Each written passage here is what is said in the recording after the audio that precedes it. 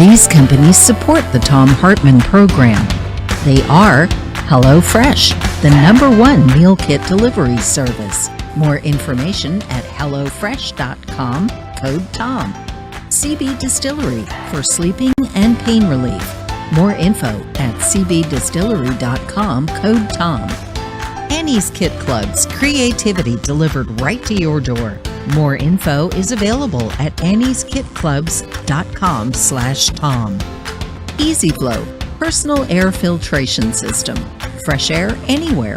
More info at easyflowusa.com, code TOM.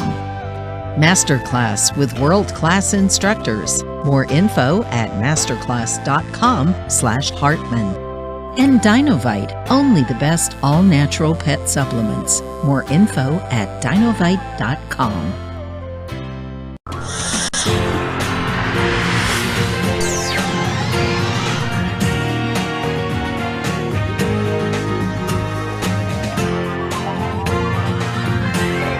We say fight back!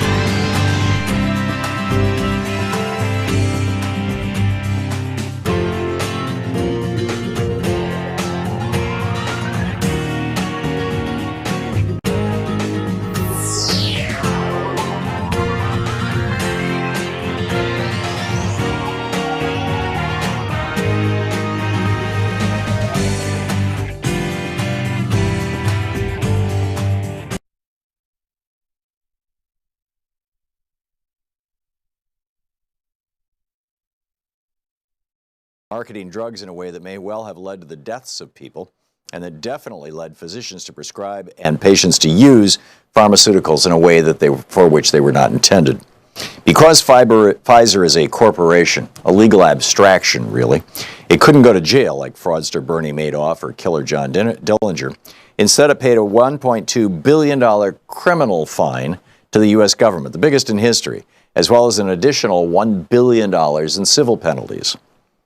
The total settlement was more than $2.3 billion, another record.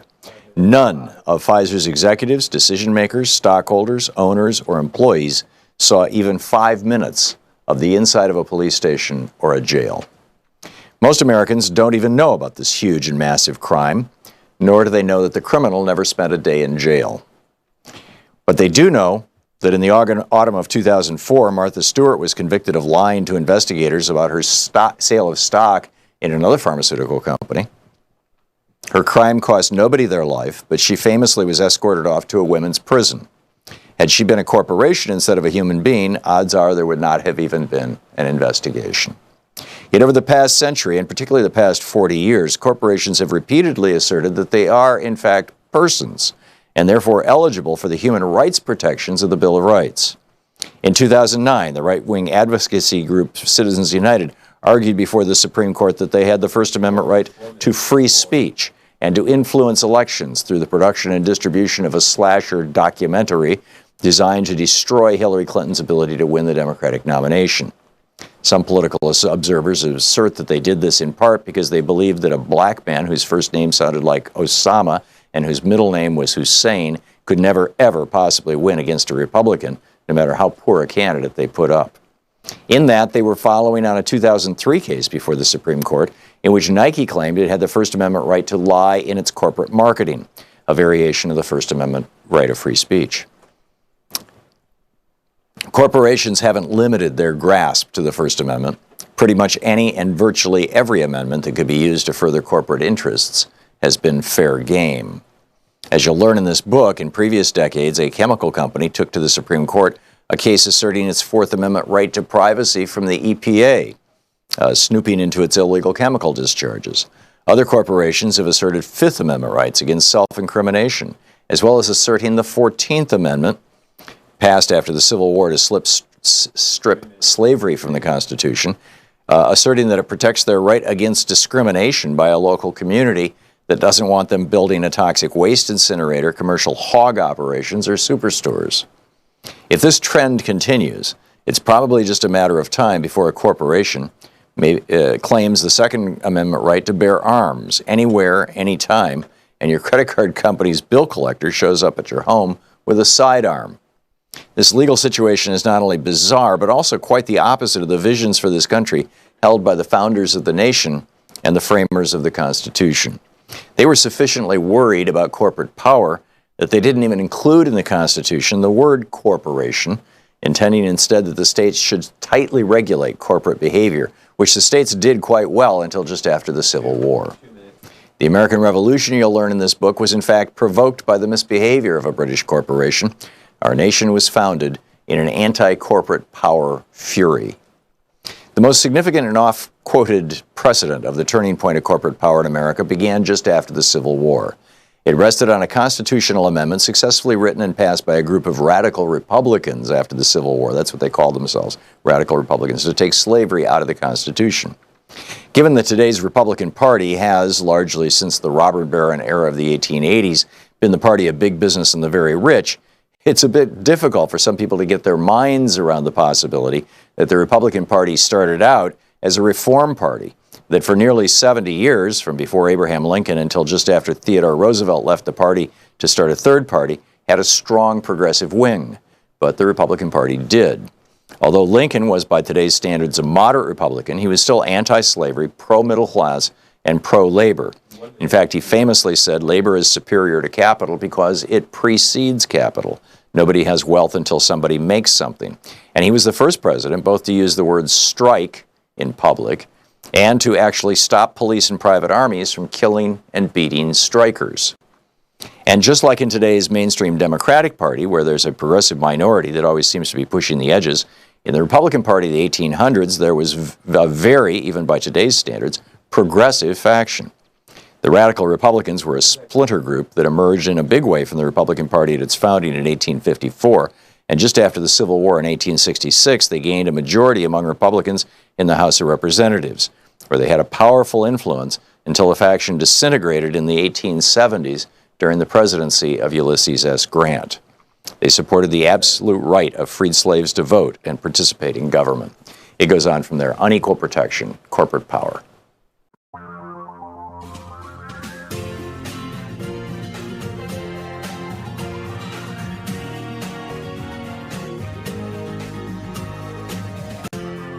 This is the Thom Hartmann Program.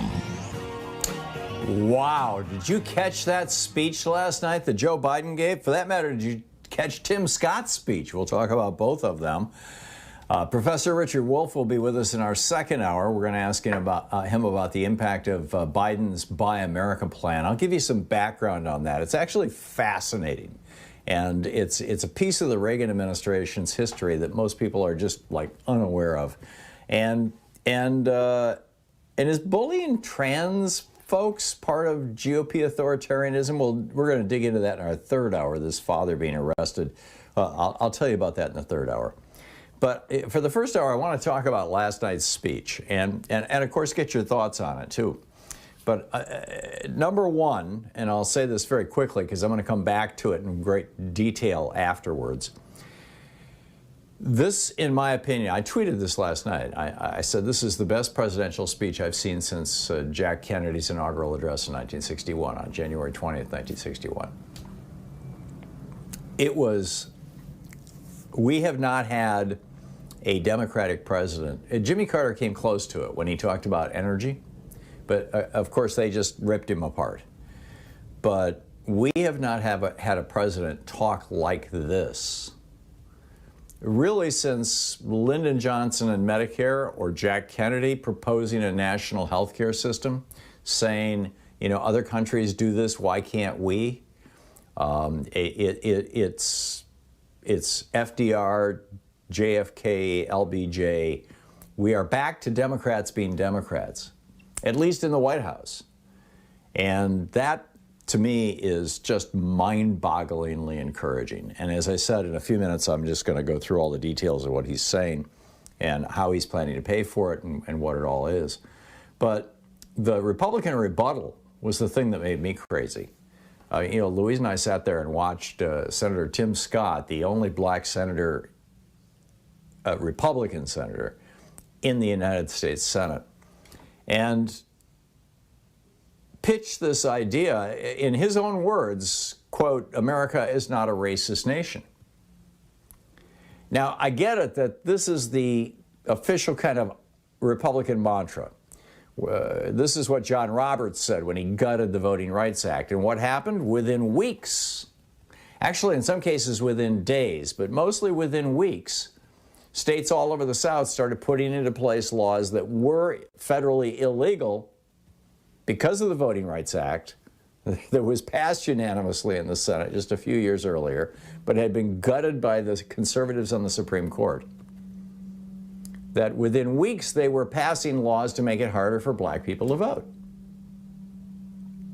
So, you know, America's not a racist nation. That was the sales pitch from the Supreme Court. That's the sales pitch from Republicans in Congress for everything from, you know, reparations on one end to, hey, let's just improve our schools, or let's enforce the laws about employment on the other end. You know, there's just a pile of stuff there in the middle, obviously, that includes policing. But this, I mean, this has been their sales pitch, and if it were true, it would be wonderful. But in fact, it's a sad lie. It's a fantasy. I mean, just consider, if America is not a racist nation, as Senator Tim Scott said last night, as the official Republican rebuttal said last night, then why did we kill tens of millions of Native Americans? Why do we continue to hold their descendants in poverty? And why do we continue to steal their land? If we're not a racist nation, why are some of the most iconic buildings in Washington, D.C., including the one where the speech was held last night, built by enslaved black people? If we're not a racist nation, why was it the law in the United States up until the 1960s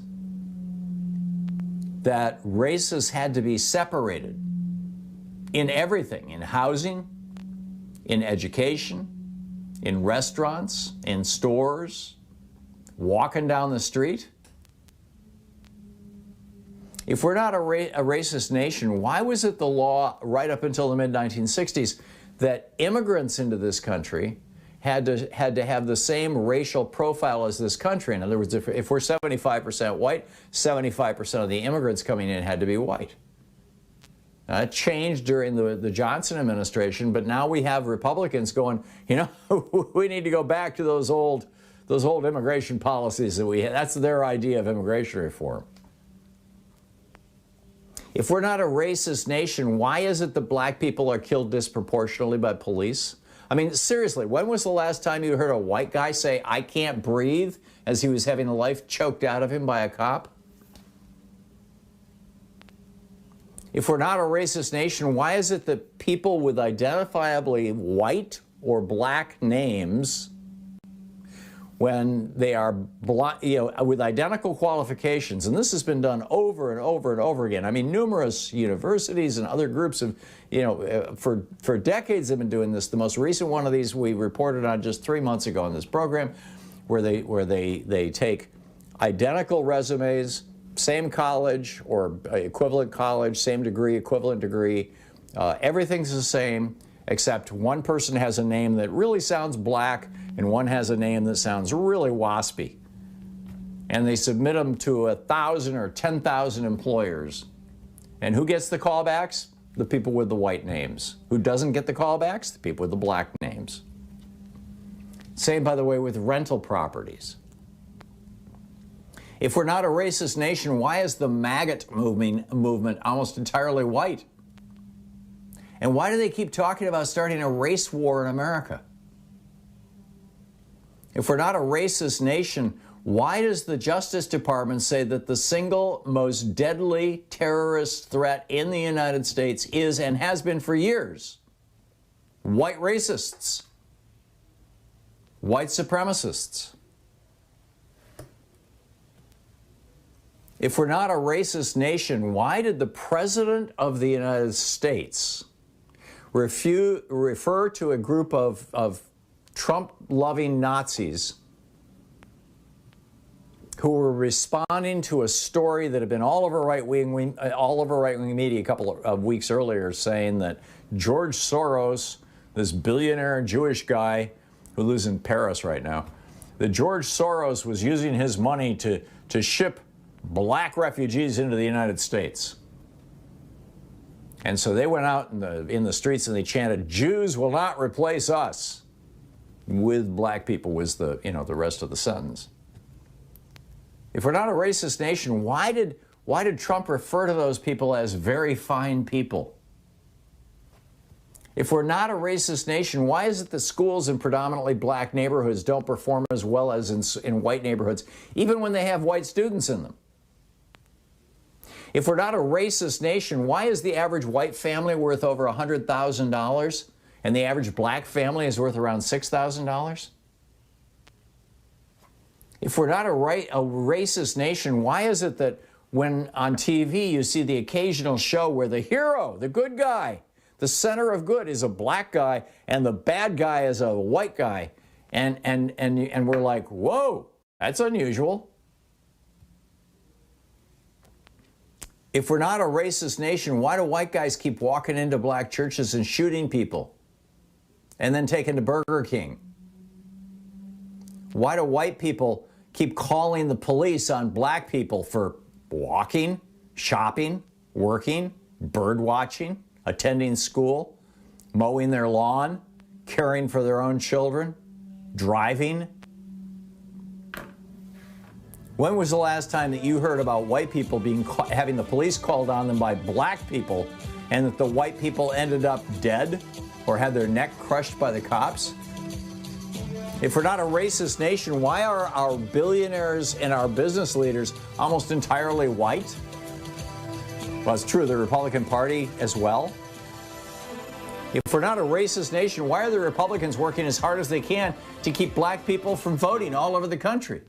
This is the Thom Hartmann Program. I mean, let's be honest about this. Your thoughts on all this after the break, and then I want to get into what Joe Biden proposed.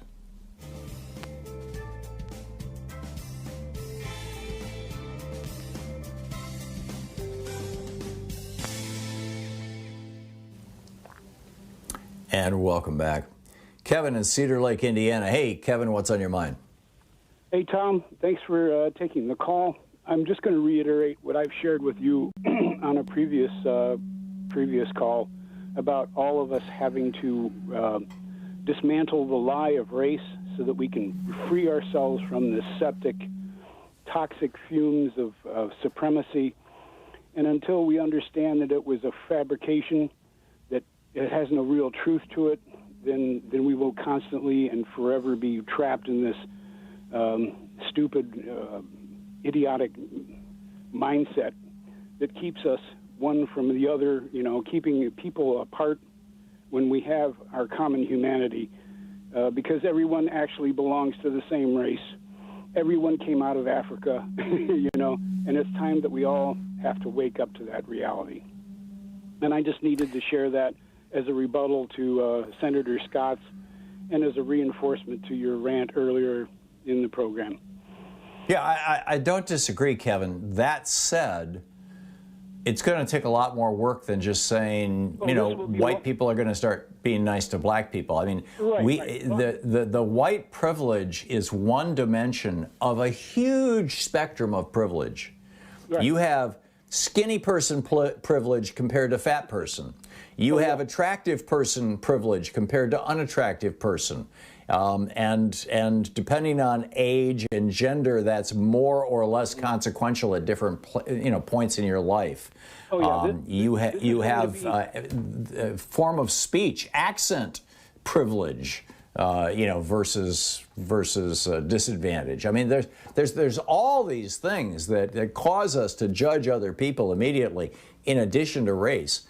And I'm not saying that we need to go through this punch list before we get to race. What I'm saying is that what we have to acknowledge is that race is the most obvious, the most pernicious, the most destructive of all of these, and that and then frankly, I think that we need to this idea that we're all humans here it needs to be expanded, frankly. I agree with although, you. although let's deal with 100%. race first. I agree with you, but this if we don't start the conversation, then we will be trapped for multiple generations, just as we've been trapped with multiple generations before of the same toxic lie. We have to expose it for the lie that it is. I don't disagree, and but we have to start somewhere, and we have to start now. I just had to say, Kevin, I was just astonished last night watching Tim Scott. Yeah, me too. And literally not offering a single alternative. I mean, it used to be that the Republicans said, hey, we've got some great ideas. If we just do trickle-down economics, if we get giant tax cuts for billionaires, everyone's going to be more prosperous. And if we do away with the unions, everyone's going to have a bigger paycheck. Those were their big ideas back in the 80s. They don't even pretend to have ideas anymore. Trump had his big lie. Bush had his big lie. Both Bushes. Reagan had his big lie. And now we're starting to see that the big lie does not work for us.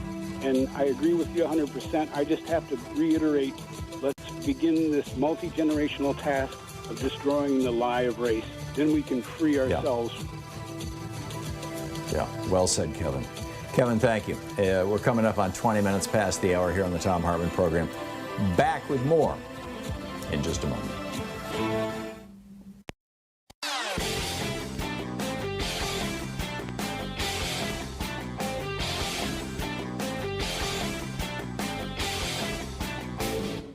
Missed my opening rant today? It's usually published over at HartmannReport.com, where you can read it and share it with your friends for free. Check it out, HartmannReport.com. Hey, we have a new video over at ThomHartmann.com. It's about this movement that has, it's being characterized in the media as being just, fringe wackadoodles, crazy people on YouTube, stuff like that, who are talking about how Democrats are torturing children to get the adrenochrome out of them, and Hillary Clinton is eating babies, and the ship in the Suez Canal, and how, and the really interesting one now, how if you get the vaccine for COVID, that it will change your race. Yes, something that will make white people absolutely hysterical. The problem is, this isn't just the Flat Earth Society. These aren't the people that we used to laugh at. This isn't just a few crazies on the edge. They just had a convention in Oklahoma. A serious convention where they were calling for Democrats to be put in front of a firing squad and shot. You need to check this out. It's over at ThomHartmann.com.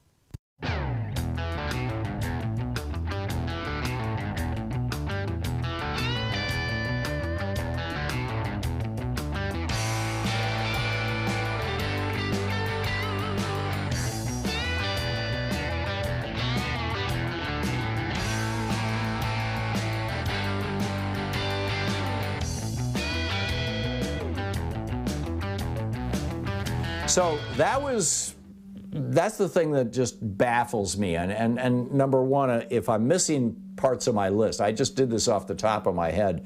I did a rough draft last night as I was listening to Tim Scott's speech, and then when Louise and I got up at 5 o'clock this morning, we went through and, what are we missing here? And we just kind of added it all up and then, put it on HartmannReport.com so everybody could read it. But, and mailed it out to our subscribers. Which is free, by the way, with no advertising. But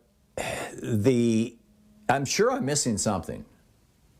So if you have anything to add to that, that demonstrates that Tim Scott's assertion that America is not a racist country is BS, I'd love to hear it. But let's move on to the more positive stuff, and that is what Joe Biden was actually proposing. Now that he knows, or he believes, that the Senate parliamentarian is going to let them pass big pieces of legislation that involve taxing and spending by amending the first reconciliation bill, which, by the way, had Republican support for, I believe it had Republican support. Maybe it didn't, actually. Actually, the ones when Trump was president, they had Republican support. Biden's didn't, now that I recall.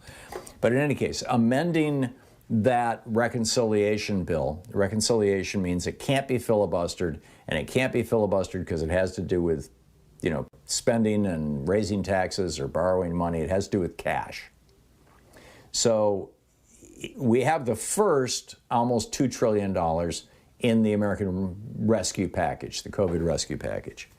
Well, he's adding two more large programs to that, right? One of them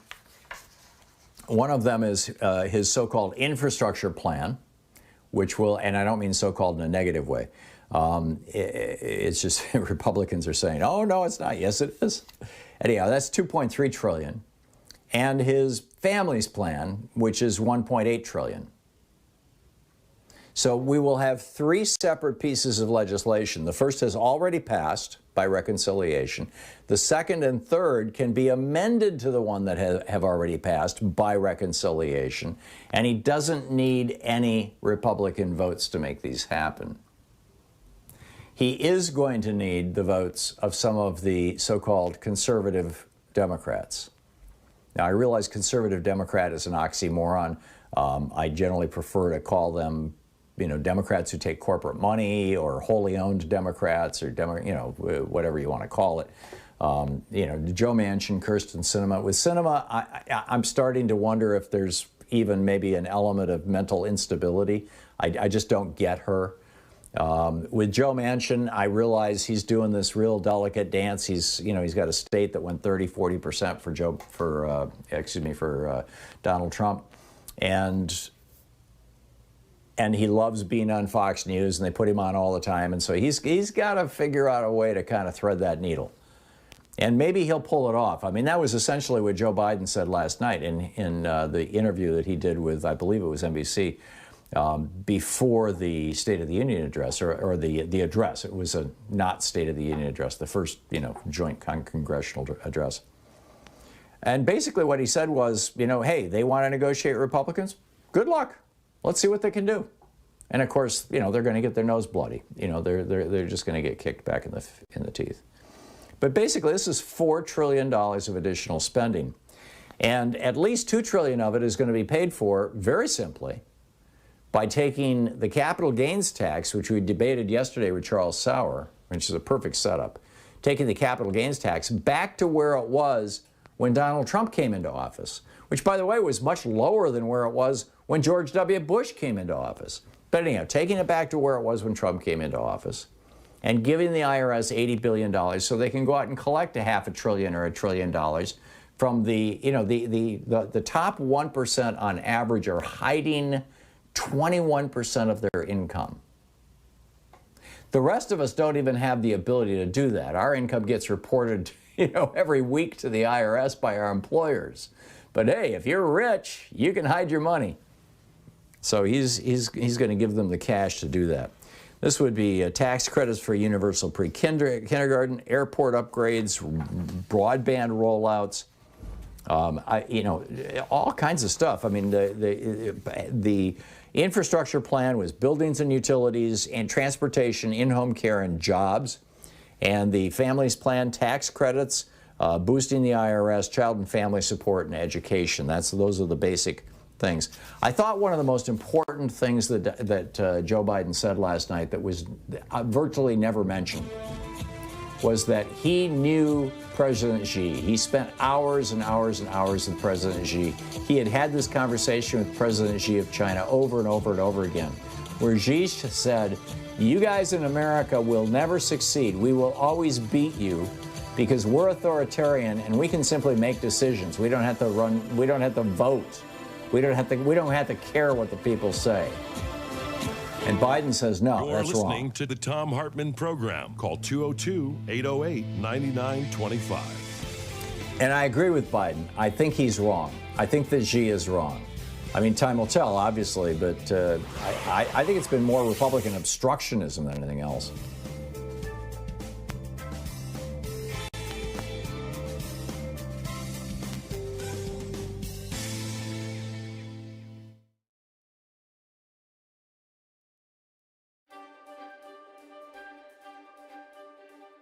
Hey, it's Thom Hartmann. We're reading from A Dark Money, the hidden history of the billionaires behind the rise of the radical right in today's Thom Hartmann University Book Club. This is from chapter 11, page 271. The official opening of the 112th Congress took place on January 5th, 2011, when Nancy Pelosi, the Speaker of the House, handed off an oversized ceremonial gavel to her successor, John Boehner. But a new era of ultra-conservative billionaire influence had already begun. Before the public swearing-in ceremony got underway, David Koch, whose donor network had spent at least $130.7 million on winning a Republican majority, was in the new Speaker-to-be's office, ornate office, chatting amiably with his staff. The People's House was under new management, and critics would suggest new ownership. While Koch was a very public presence on the Capitol, his political adjutant, Tim Phillips, the president of Americans for Prosperity, was deep in the inner sanctum of the congressional committee that mattered most to the bottom line of Koch Industries. Phillips's most important destination that day was the House Energy and Commerce Committee, which under the new Republican majority had now increased its power to block President Obama's environmental agenda in Congress. The committee could bury progress on climate change and harass the EPA for the foreseeable future. And then just jumping through a little anecdote about Lee Fong and David Koch, they continue. In Plutocrats, the rise of the new global super rich and the fall of everyone else, journalist Krista Freeland describes how those with massive financial resources almost universally use them to secure politics and policies beneficial to their interests, often at the expense of the less well-off.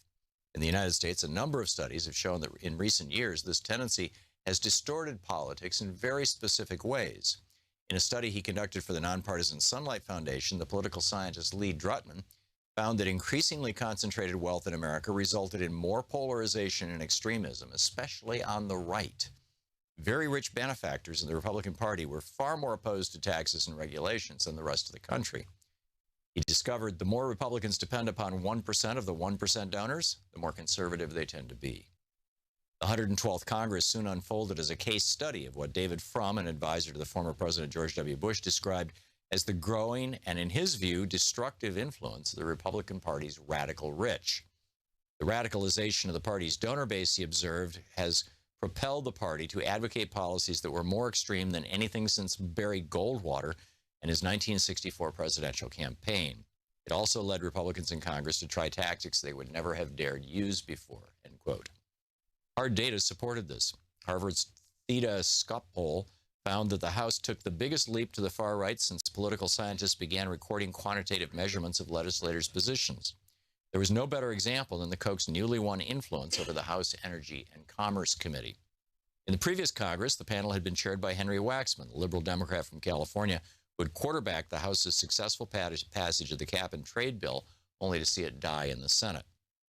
Now the new Republican leadership stocked the committee with oil industry advocates, many of whom owed huge campaign debts to the Kochs. Koch Industries' PAC was the single largest oil and gas industry donor to members of the panel, outspending even ExxonMobil. It had donated to 22 of the committee's 31 Republican members and 5 of its Democratic members, too.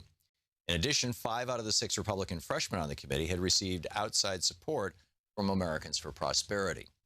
Meanwhile, many of the new committee members had signed an unusual pledge swearing fealty to the Koch's agenda. They promised to vote against any kind of carbon tax unless it was offset by comparable spending cuts, an unlikely scenario. The no climate tax pledge was invented by Americans for Prosperity in 2008, when the Supreme Court cleared the way for the EPA to regulate greenhouse gases as it does other pollutants. The Koch's pledge was modeled on the enormously successful one that the anti-tax crusader Grover Norquist had used to intimidate Republican lawmakers from raising taxes. But in this instance, it served not a cause so much as a company. By the start of the legislative session in 2011, fully 156 members of Congress had signed the Koch brothers' no climate tax pledge. Many returning members of the House Energy and Commerce Committee had already taken the pledge, and of the 12 new Republicans on the panel, 9 were signatories, including 5 of the 6 freshmen.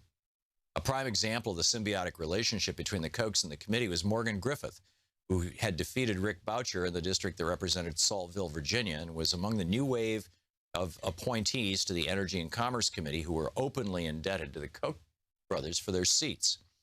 Americans for Prosperity operatives were guests of honor at a victory rally soon after the election, at which Griffith gushed, quote, "I'm just thankful that you all helped me out in so many ways," end quote. The Koch's investment soon paid off. Once in office, Griffith became an outspoken skeptic of mainstream climate science, drawing national ridicule for lecturing scientific experts as they testified before Congress that they needed to consider the possibility that Mesopotamia and the Vikings owed their success to global warming, and the melting ice caps on Mars showed that humans were not its cause on Earth. Congressman Griffith became a lead player in the House Republicans' war on the EPA, demanding that the agency be reined in. Within a month after he took office, he and other House Republicans gutted the EPA budget by a punishing 27%. Dark Money, The Hidden History of the Billionaires Behind the Rise of the Radical Right by Jane Mayer.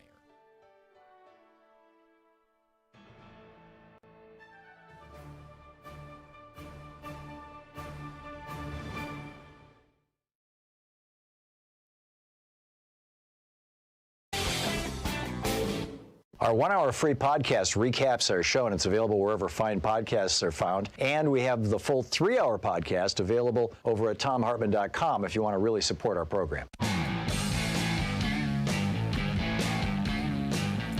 And welcome back. Thom Hartmann here with you. It is the, by the way, the 88th birthday of Willie Nelson. One of the two literary high points in my life. The first was when Gore Vidal, in the last chapter of his autobiography, Point-to-Point Navigation, named me several times as the guy, along with my writing partner, Lamar Waldron, who finally, in Gore Vidal's opinion, solved the JFK assassination. Gore Vidal, of course, was a very close friend of JFK's and of many members of his family. And you know, Bobby's lawyer, or JFK's lawyer, agreed with us on this. But the other one was when Willie Nelson wrote his autobiography. I think it was called "Roll Me Up and Smoke Me When I'm Gone," or words to that effect. And he talked about being in the bus, smoking some pot, driving down the street, listening to Thom Hartmann on Sirius XM. And I was like, whoa, I've made the big time, Willie Nelson. So anyhow, it's his 88th birthday. Willie, if you're listening, happy birthday.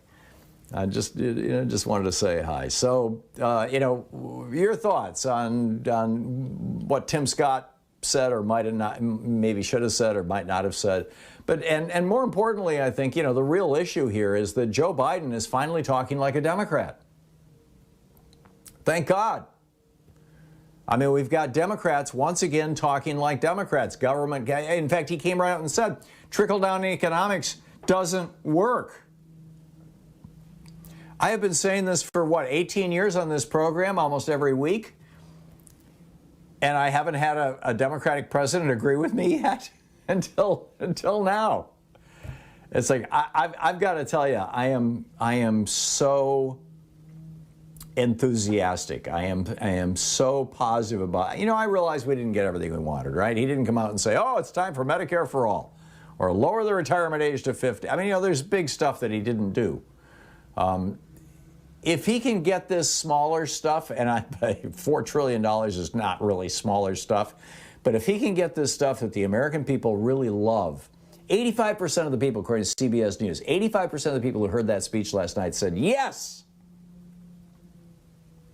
If he can get these things done, and he can get them done quickly, then the much bigger stuff is going to be a hell of a lot easier, because he will have momentum. So, if you're going to call and say, but Tom, he didn't say I want Medicare for all tomorrow morning, I'll probably treat you nicely, but I'll move along quickly because, like I said, A, you're never going to get everything you want from anybody, but B, we got a lot last night. I mean, Bernie Sanders could have given that speech, at least 80% of it. So, what say you? Steve in Paulsboro, Washington. Hey, Steve, what's up? Well, I was calling about his changes to the tax, his giving money to the IRS for the to pursue illegal tax shelters. And there's right. The reason IRS to do is that. down to like 8,000 auditors now. They were up to 20,000 at one point. The last time we were at 8,000 auditors, I think, was 1956. When our population was a third of what it is right now, and we had no billionaires at all. So Yeah, Credit Suisse, is under investigation again. They've been, they were busted in 2014 for helping people shelter money overseas, and now an insider is saying they've still been doing it. Isn't that a surprise? Mm-hmm. And I think that's good to be cracking down on the illegal tax shelters. But I think more important would be if we would go back and look at a bunch of these exotic, weird, and legal tax shelters. Nobody said anything about carried interest for a long time, and that's a huge loophole. But how greedy can you get? It isn't enough that people are allowed these to... are going to require legislative solutions. Yes. I mean, his throwing money into the IRS, he can do that, with an executive order. But changing the tax codes so that hedge fund managers and private equity people like Mitt Romney don't, pay almost nothing in taxes and make massive profits, unlike pretty much anybody else in any other business. That's going to be tough because those people throw a lot of money around in politics. But I think he's calling them out. Yeah, well, I hope so. And we talked about a $70 billion tax gap. Well, the tax abuses in shelters are 5 times that. We're talking about at least $1 trillion. And it starts with carried interest. Then they ask people like me, how can I avoid inheritance tax on carried interest? Well, first there was vertical slice. Then they've brought it now down to the point where they're using private derivative contract alternatives to be able to structure whatever they want to avoid the inheritance tax on your carried interest. I mean, these things are so exotic and weird that we should be able to point them, pin them out, and, legislators say they're outlaw them. Yeah, well, if he wants to pay for these programs, Steve, and I think he does, he's going to have to start doing that. Steve, brilliant. Thank you very much for pointing it all out. Norm in Tampa, Florida. Hey, Norm, what's up? Hey, how you doing there, Tom? Well, Tom, I heard the president's speech yesterday, and there are several things that I didn't hear, okay? He talked about white racism being a part of terrorism. And he also said, I like the part where he said about trickle-down economics doesn't work. The only thing I didn't hear him say is that the only thing that trickles down is pee, and that the American middle class has been peed upon. I don't want to disturb your show anymore. and told that it was raining, is the old joke, yes. It rains. But in terms of white terrorism being white racism being terrorism, I didn't hear him say anything about the war on drugs. And if anything could be more terrorizing, is this war on drugs, which has been specifically used to target black folk and the black intellect by Richard Nixon, and it continues today, and it continues in the same Justice Department and the same drug enforcement agency. Now, I know you love I got to do a little pushback on about the Sackler family, because I know you talk about how bad these Sacklers were. But, Tom, if we're going to talk about the Sacklers, we need to talk about the Roosevelts and the Delanos and the Russell folks who engaged in the opium wars on China, because these guys were far more worse than what the Sacklers ever did. Yeah, but they're all dead right now, Norm, and there's nothing that Joe Biden's going to do legislatively about that. Yeah, but I didn't hear him specifically talk about the war on drugs last night, but he has been talking about that. His administration has been talking about that a lot in the last couple of weeks. So, I think we're going to get there, and I'm not real worried about that. Your point is well taken, but I think we're going to get there. David in Searcy, Arkansas, Hey, David, what's up? Yes, Tom. Last night during the president's speech I thought was just fantastic. He mentioned overseas bank accounts in Switzerland and the Cayman Islands. Mm-hmm. Now, the money the number that he mentioned was, I believe, $800 billion. And a couple of times I called in when you had Representative Mark Pocan on one time, and I asked about this. You on your show had sometime mentioned $7 trillion that is overseas. Well, which number's true, and exactly where is this $7 trillion? Is it drug cartels, overseas bank accounts, just been hidden away? I'd like to know. Well, first of all, David, nobody knows for sure. There's a lot of speculation, and I generally speaking on issues like this, I take my data from the Financial Times or from the Economic Policy Institute. But my understanding is that it's a little less than $1 trillion a year, which is probably where that $800 billion number is coming from. It's probably an annual number of money that gets shipped out of the United States and stashed. And the $7 trillion is the amount that, that basically they have stashed overseas in the last decade, more or less.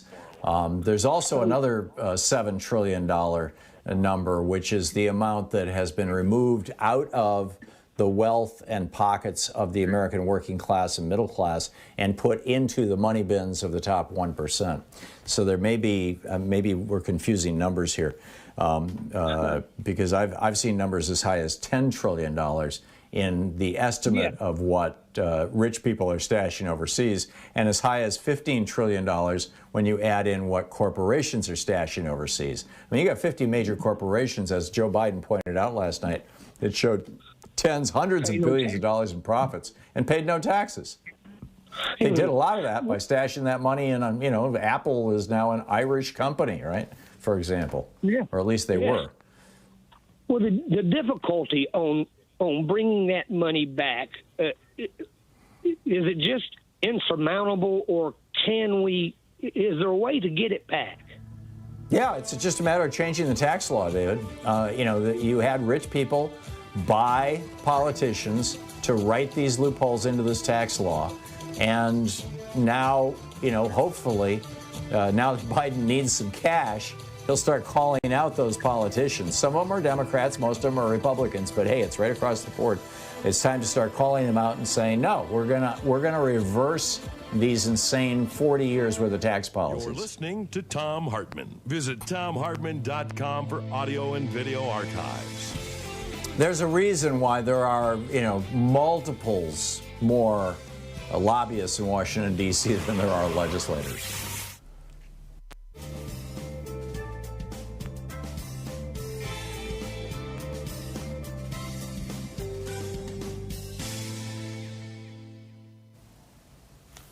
And welcome back.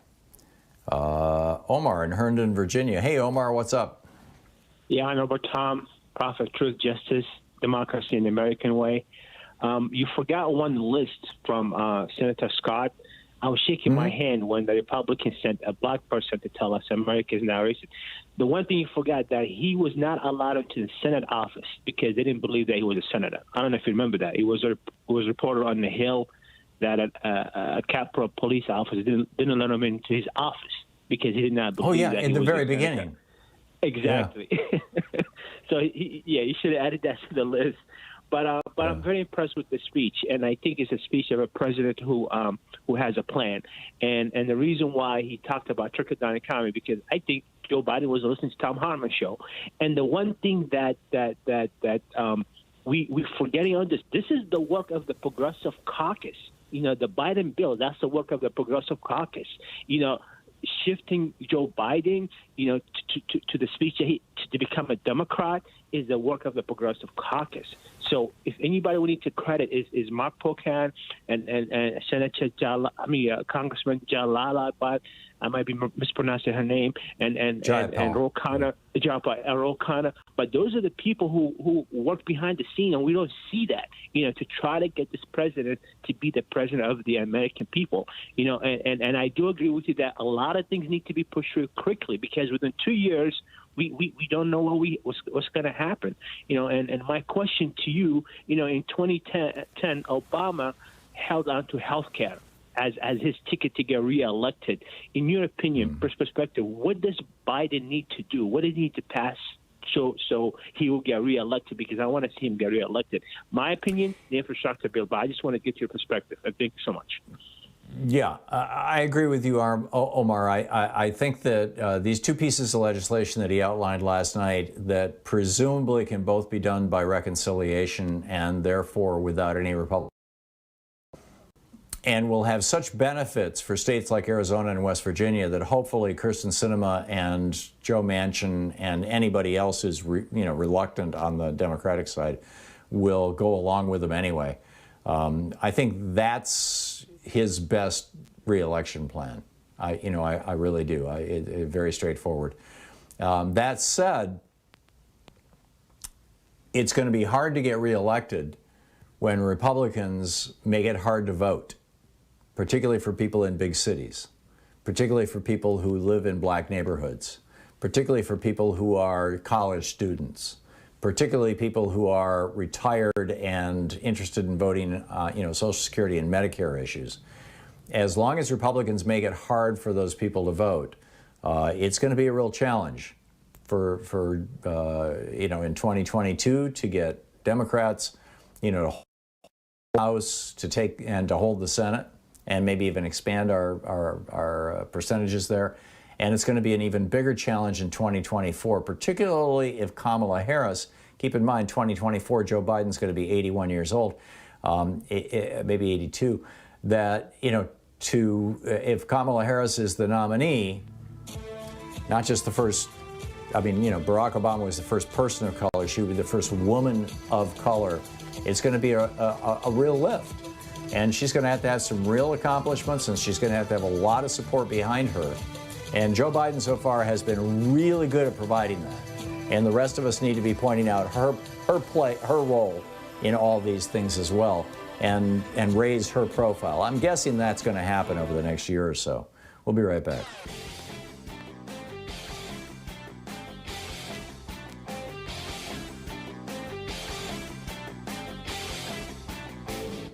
Missed my opening rant today? It's usually published over at HartmannReport.com, where you can read it and share it with your friends for free. Check it out, HartmannReport.com. Ask a boomer what it was like going to college back in the 60s and 70s and whether they had to go into debt to do it. And odds are they'll tell you that they not only didn't have to go into debt, in fact, college was free in California until Ronald Reagan became governor. Not only did they not have to go into debt, but you could pretty much work your way through college just with a part-time job.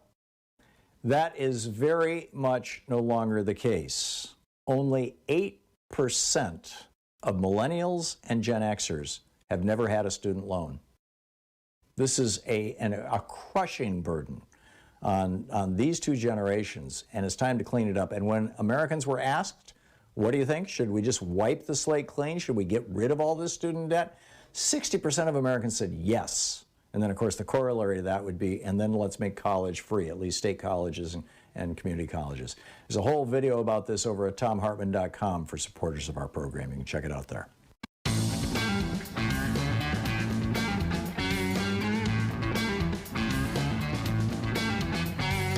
Is also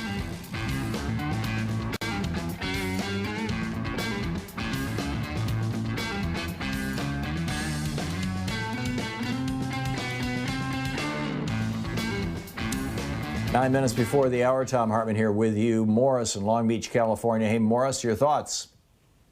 Papa Joe got down last night, Professor. He got down. You will never hear a U.S. president talk the way Papa Joe talked last night. He made reference to things that no U.S. president is going to talk about. Who's going to talk about white nationalism? And you had an earlier call said that they were listening to your program. Well, Papa Joe's been listening to Ralph Nader, because Ralph Nader said you have got to invest in the Internal Revenue Service so we can start collecting some of these taxes from some of these billionaires, because they ain't got the forces to go after them. I think it goes beyond both, Morris. I don't think he's listening to me or Ralph Nader. I think that the truth is starting to come out. We have been living with Republican lies and fantasies for 40 years that if you just make the rich richer, the country will prosper, and the job creators will invest, and all this kind of BS.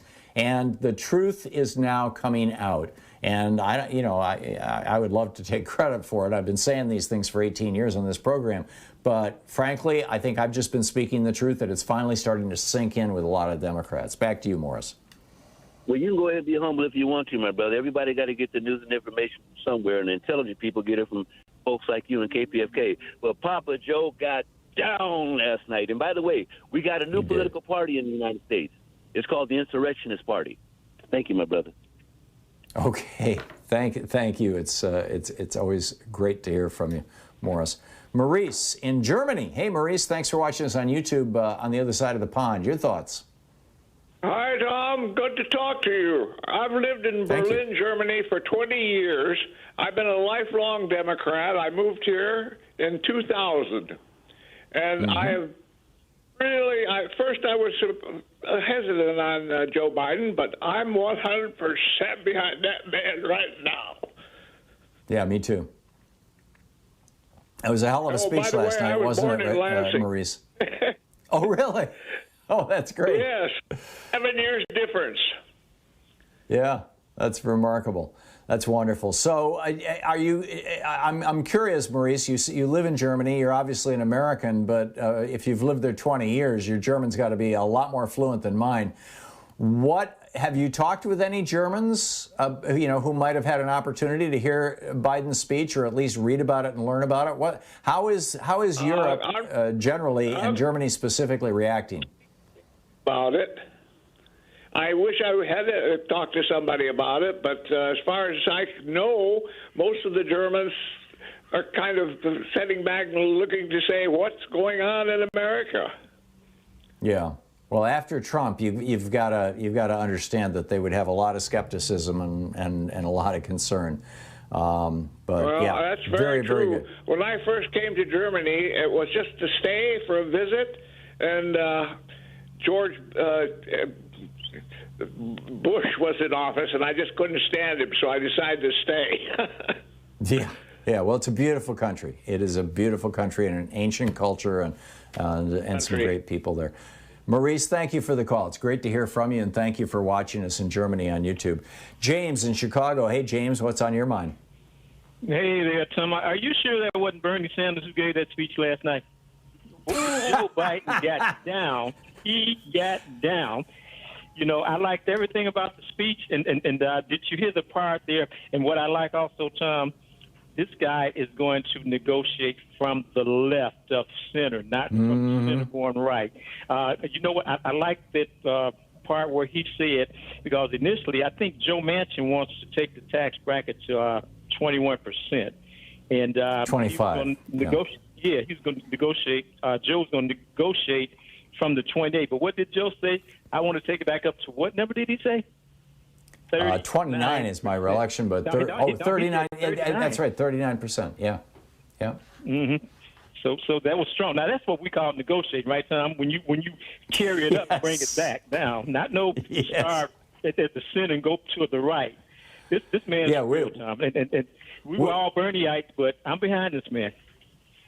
Yeah, me too. I mean, we've been watching Democrats for years negotiate by starting out with a compromise and then compromising even more. And Joe Biden is not doing that. God bless him.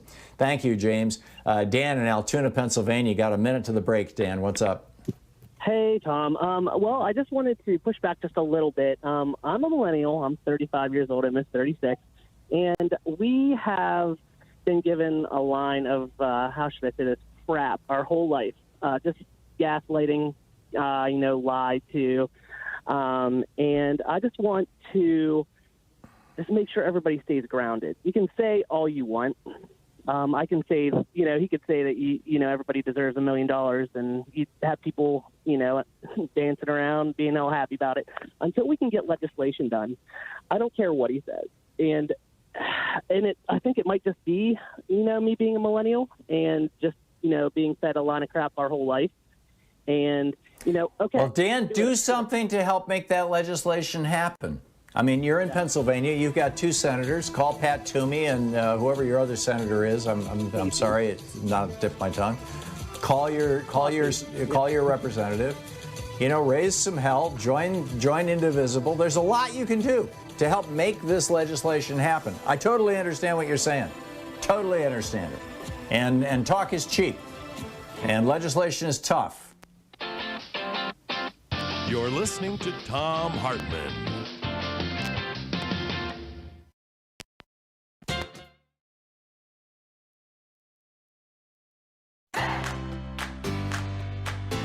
These companies support the Thom Hartmann Program. They are HelloFresh, the #1 meal kit delivery service. More information at hellofresh.com, code TOM. CB Distillery for sleeping and pain relief. More info at cbdistillery.com, code TOM. Annie's Kit Clubs, creativity delivered right to your door. More info is available at annieskitclubs.com/Tom. EasyFlow, personal air filtration system. Fresh air anywhere. More info at easyflowusa.com, code TOM. Masterclass with world-class instructors. More info at masterclass.com/Hartman. And Dinovite, only the best all-natural pet supplements. More info at dinovite.com.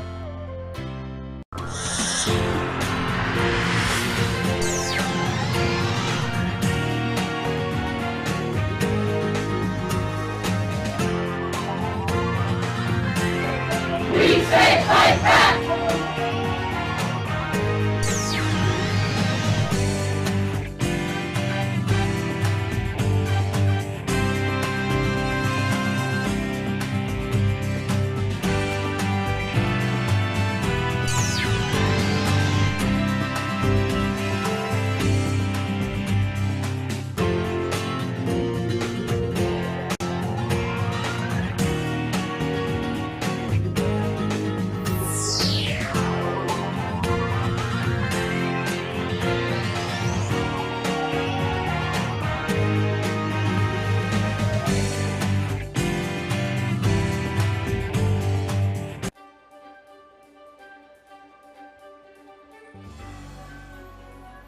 Our book today in the Thom Hartmann Book Club is Stand Up, Struggle Forward by Sanyika Shakur.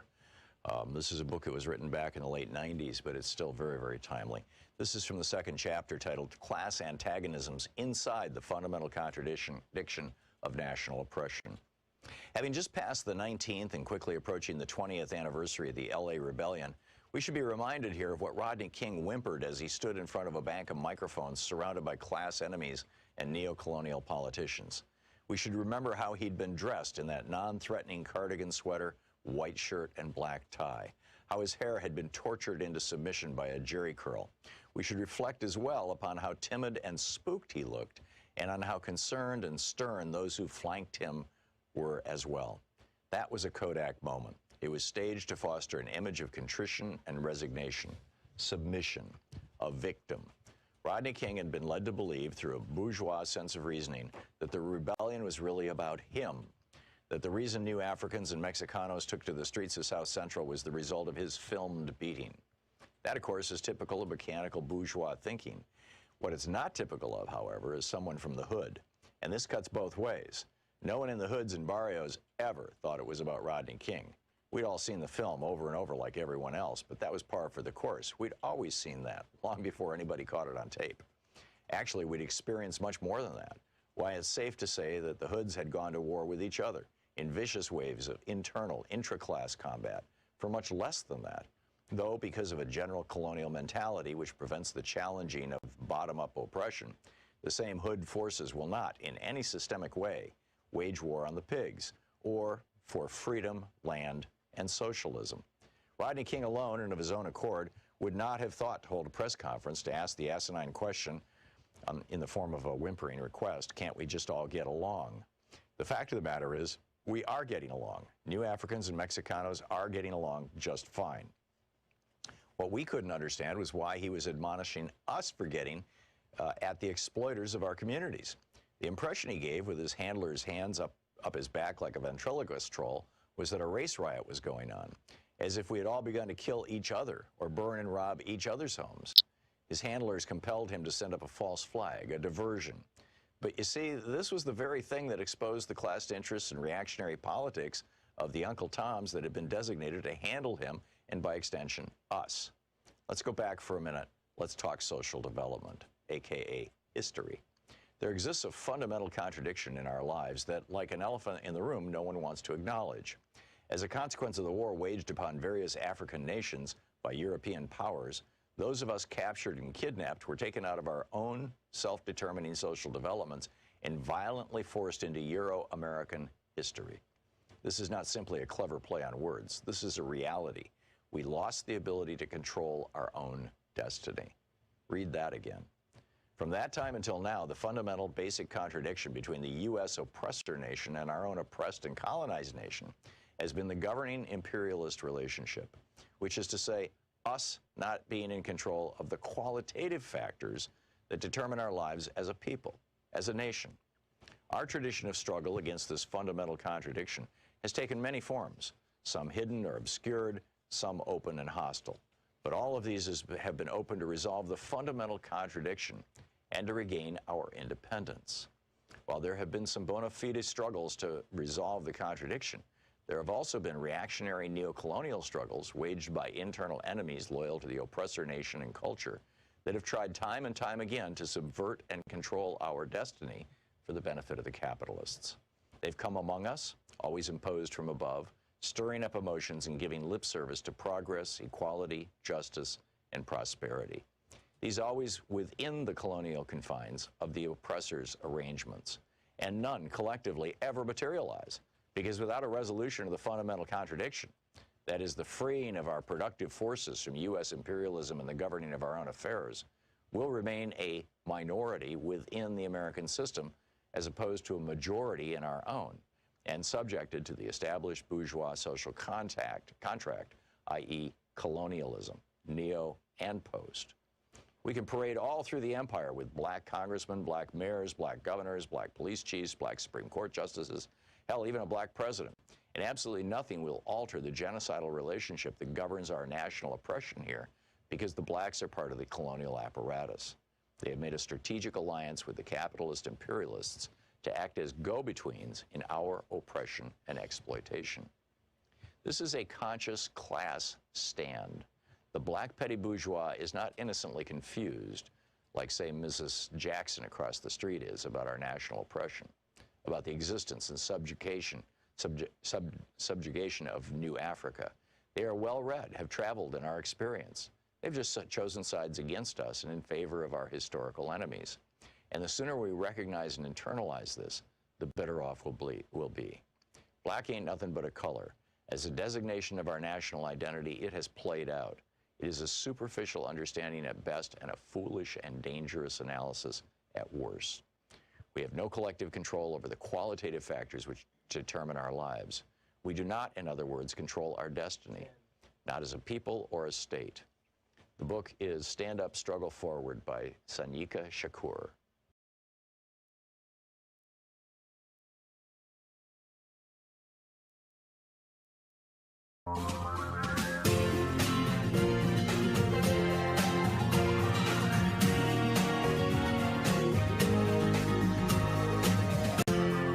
This is the Thom Hartmann Program.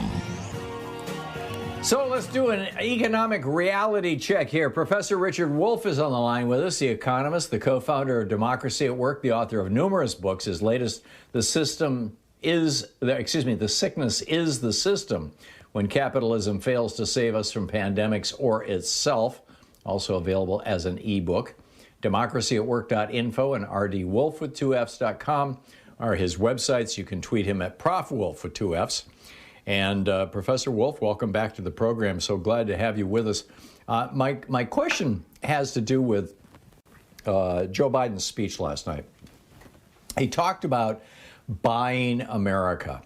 And my understanding of this, and please correct me if I'm wrong, I may well be. I think I have this right, but my understanding of this is that in the 1930s, in the mid-1930s, Franklin Roosevelt passed a law called the Buy America Act, which directed all federal agencies to only buy from American suppliers.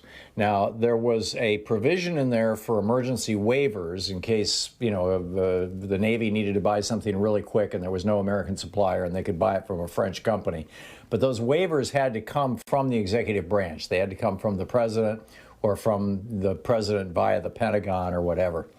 And that Buy America program, since the government is like 20% of our economy, that Buy America program really built and propelled American manufacturing right up until the 1980s. And then Ronald Reagan started handing out waivers on the Buy America program like they were candy. And every president has continued to do so. And so as a result, we can't build a cruise missile without parts from China. And that essentially what Joe Biden was saying last night is he's going to start enforcing that law again. He said, in fact, he turned to one of his cabinet secretaries and said, you know, you're not going to get these waivers from me, you know, like you got them from Obama and from Trump and from we could go all the way back to Reagan, I suppose. You know, Bush, Reagan, both Bushes, and Clinton. Do I have that right? Number one, and number two, if he actually does this and imposes a Buy America requirement on federal agencies, what will the impact of that be? Okay, I think you get, an A-, and mostly what you say is right, but okay. I need to correct it with a couple of qualifiers. Please do like so many laws, if and when they become like a shoe that pinches your foot because it isn't the right size, the interests that are hurt by this, for example, a company that wants to buy a cheaper input abroad than what they would have to pay if they patronized an American supplier, they know how to go to the right officials, either in the Congress or in the executive branch, to get one of those waivers. So they have been pretty easy to get. And then if you put that together with a lack of enforcement, in fact, nobody in the federal government was all that busy checking up on whether federal officials, or for that matter, state and local officials, were observing the rules and the regulations here. So, first of all, Mr. Biden would have to show us, which he hasn't done yet, that this enforcement he implies he's going to do is going to have any real bite to it. Other presidents have said more or less what he said, and the bites never materialized. That's number one. Number two, the United States is a signatory to the World Trade Organization. And the World Trade Organization, under pressure from the United States, has for years pressed other governments not to do what Mr. Biden wants to do here. Namely, earlier presidents wanted other countries to buy American if the American product was competitive in price and quality to what was produced locally in those other countries. In other words, we were supposed to have a regime of free trade where the company that had the best quality at the lowest price could win the contract anywhere. So it is going to strike the rest of the world very, how shall I be polite now, odd, I'll be very careful here, odd that the United States, which for years pressed them not to give special preference to their own producers, is now about to do the same thing in a serious way and not merely lip service. And I think, to answer the last part of your question, the impact, if in fact Mr. Biden carries through the way other presidents simply haven't done, then you're going to see retaliation. You're going to see governments around the world that might have been equally loose as the United States, as sort of the unwritten accommodation to what the United States was pushing the World Trade Organization to do. They're now going to re-examine their policies and close the United States out from being a competitor in their government purchases in each of those countries, and that's going to cost the United States. And you're going to see American companies screaming to Washington about contracts they lost in Europe or Asia or Latin America, using that to claim waivers, and then we're back to square one. Interesting. Is there a reasonable way to actually do what the goal of the program was? Number one, that it doesn't have, or it has very little impact, direct impact, on the private sector. You know, if an individual company wants to buy products from overseas. Well, one of the things I remember, in fact, this was back in the early 80s, as I recall. My dad worked in a tool and die shop in Michigan, and they went through a real rough time in the mid 80s. And we were having a conversation one night, and he said that they had this huge contract with the federal government. They were making precision parts, a 100th or 10,000th of a micron or something, some incredible precision parts for the federal government. And an Italian company underbid them, and the administration, and I think it was Reagan administration, provided a waiver so that the government agency could buy from the Italian company. And this really hit this little 13-man tool and die shop badly. Is there a way to actually make this kind of a thing work? I mean, maybe with an international consensus, or is it that you'd have to have an international consensus. For a while, the power, and this is the really important historical lesson here, Tom. For a while, the power of the United States, coming out of World War II, for several decades after the 1940s, the power, the dominance of the United States, all of the competitors or potential competitors of the United States had been destroyed economically during World War II, Europe, China, Japan, so on. The United States was king of the hill, could pretty much dictate, and decided to be a champion of free trade because they knew that they were in a better position to take advantage of a regime of free trade than anybody else, so that if the world became had a consensus, as you put it, this would be basically to the advantage of the United States, which was in a better position to compete or outcompete everybody else. That, as I've been trying to argue, is over. The United States is not in that position anymore.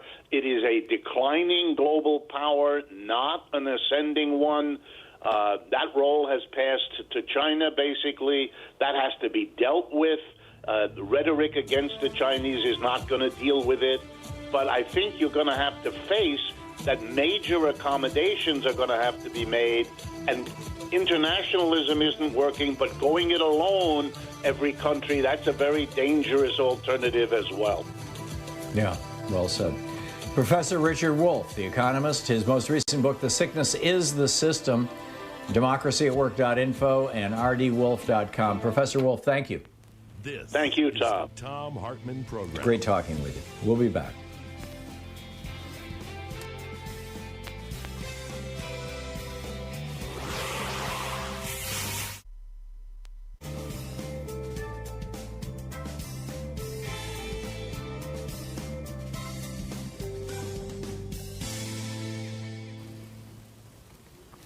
And welcome back. Let's see here. Reginald in Claremont, California. Hey, Reginald, what's on your mind? Hi, Tom. Good morning. How are you? I am well. What's up? So I'm calling to talk about the Tim Scott comment that America is not a racist country. And I heard your response to that earlier in your show. And it concerned me because I believe that it misinterprets what Tim Scott was saying, at least as I understood it. He wasn't saying that there's no racism in America, and you appropriately identified multiple examples of racism in America, both past and present. What he was saying is that while there's racism in America, some of which actually affected his own family, it is not the type of racism that stops Black Americans or any Americans really from still succeeding. And he gave himself as an example. And literally there are millions of Black Americans who, despite the racism, take advantage of multiple opportunities, which I argue are much greater than the racist acts that still exist, and which is why so many people from all over the world still try to come here to succeed. So I just think it's a little misleading and perhaps even disingenuous to describe what he was saying as in the pejorative way that I heard it coming out this morning. Interesting thought. The argument that I'm trying to make is that America was birthed in racism. America became rich because of racism. America used racism as a political, social, and economic tool up until the 60s overtly, and has since the 60s to continue to. And I don't know how you can define a country that literally was founded on racism, that wrote into its founding document that black people were to be considered 3/5 of a person and have absolutely no rights, how you could call that anything other than a racist nation. Okay, and I understand what you're saying, but my point is that if this were truly a racist country, Joe Biden would not have given the speech that he gave last night, which was clearly showing an attempt to eradicate the vestiges of racism that still exist in this country. So I just don't think that Tim Scott was being correctly interpreted. He even said that there's still vestiges of this racism that exists that have to be addressed, and he pointed to the police reform acts and all of that. But my other objection, Reginald, if I may, real quickly, I'm sorry, sure. We just have 15 seconds. My other objection is that the Republican Party is using that phrase, particularly coming from a black man, to say, therefore, our racist voting policies are not really racist. Therefore, our support of things like redlining is not really racist. Therefore, and therefore our policy of putting, waste disposal sites near black neighborhoods is not really racist. That's my other concern. Reginald, I hear you, but I didn't hear Tim Scott say any of those things. Yeah. No, I didn't hear him say those things, but you and I will both hear Republicans essentially quote him. I hear some do, some do. You're right, some do. Yeah, okay. Reginald, thank you. You've softened at least my rant. Thank you.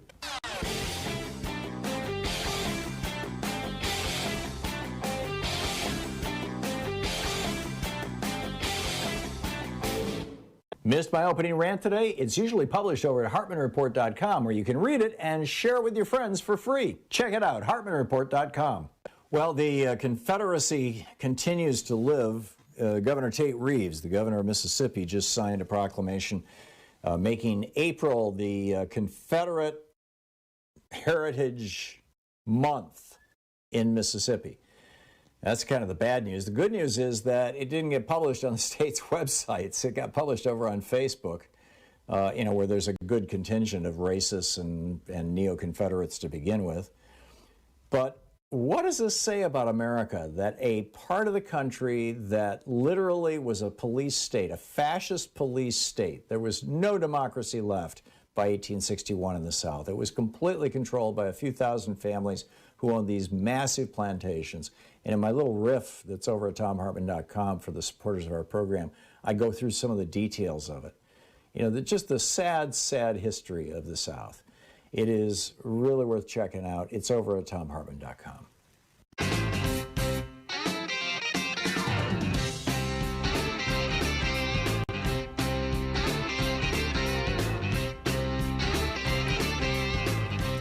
"21 minutes past the hour." It's the Thom Hartmann Program, and so much going on. Okay, the second question that I wanted to ask, or maybe the fourth question for the day, but the second half, the B block here of this hour, the second major block of this hour, is about how the optics of last night. Everybody in the room except Joe Biden was wearing a mask, and I get it that we want to encourage people to wear masks. But the CDC a couple of days ago said, if everybody's vaccinated, you don't need a mask. And everybody in that room had to prove to get into that room that they had either been vaccinated or they had tested negative. Now, that wouldn't be quite enough for me, because testing negative doesn't mean that you don't have a disease and you aren't contagious. The first couple of days you can be contagious and still test negative, if my recollection of the science is correct, or at least for a day in there. But remember my whole vaccine passport thing of a couple of days ago, that Well, here in Oregon, for example, yesterday I got an email from the state of Oregon. And it was, you know, it was part of their whole COVID. Every day I get a COVID email from the state of Oregon, which tells me, you know, how many people were infected and what counties and how many people died and all this kind of thing. And in this email, they pointed out that Real ID, which is where your driver's license has a little star in the corner that's kind of holographic and hard to fake. What that star means is that when your driver's license was issued, the DMV also verified your citizenship. And Congress years ago, in fact, it might have been part of the Patriot Act, it was one, you know, right during that time, toward the end of the Bush administration, passed a law saying that you can't get on an airplane unless, you know, with a driver's license, unless that driver's license has, quote, Real ID. In other words, it has that star on it to prove that you're a citizen. And if you're not a citizen, then you're going to have to bring your passport from the country that you're a citizen of. And Oregon, being Oregon, you know, having a bunch of crazed right-wingers and a few left-wingers who are kind of not all that happy with the establishment, said, screw it. You know, we're not going to do Real ID here in Oregon. And we haven't. They literally just started it this week. And it was supposed to be last October. You couldn't get on an airplane without a driver's license with that little star on it. And you can't get them from the state of Oregon. Well, you can now, starting this week, but you've got to go in person. So they have, the state of Oregon has moved the Real ID back to this week. Now they're issuing them, but you've got to go in person and get them. And as a consequence of that, the federal government has said, okay, we'll wait until 2023. So we'll give you another year and a half to get your Real ID. So my point with this story is that simply by saying you have to have a star on your driver's license in order to get on a damn airplane,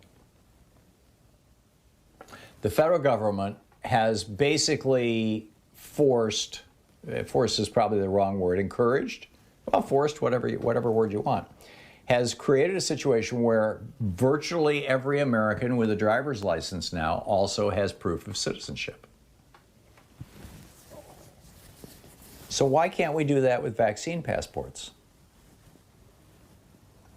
What if last night, instead of saying to the many Republicans who refuse to get vaccinated but are willing to be tested, in order to get into this chamber, you have to be vaccinated or tested, which was the rule last night.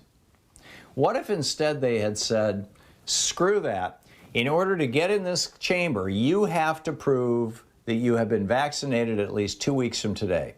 Your second vaccine was more than 2 weeks ago, that you're fully vaccinated.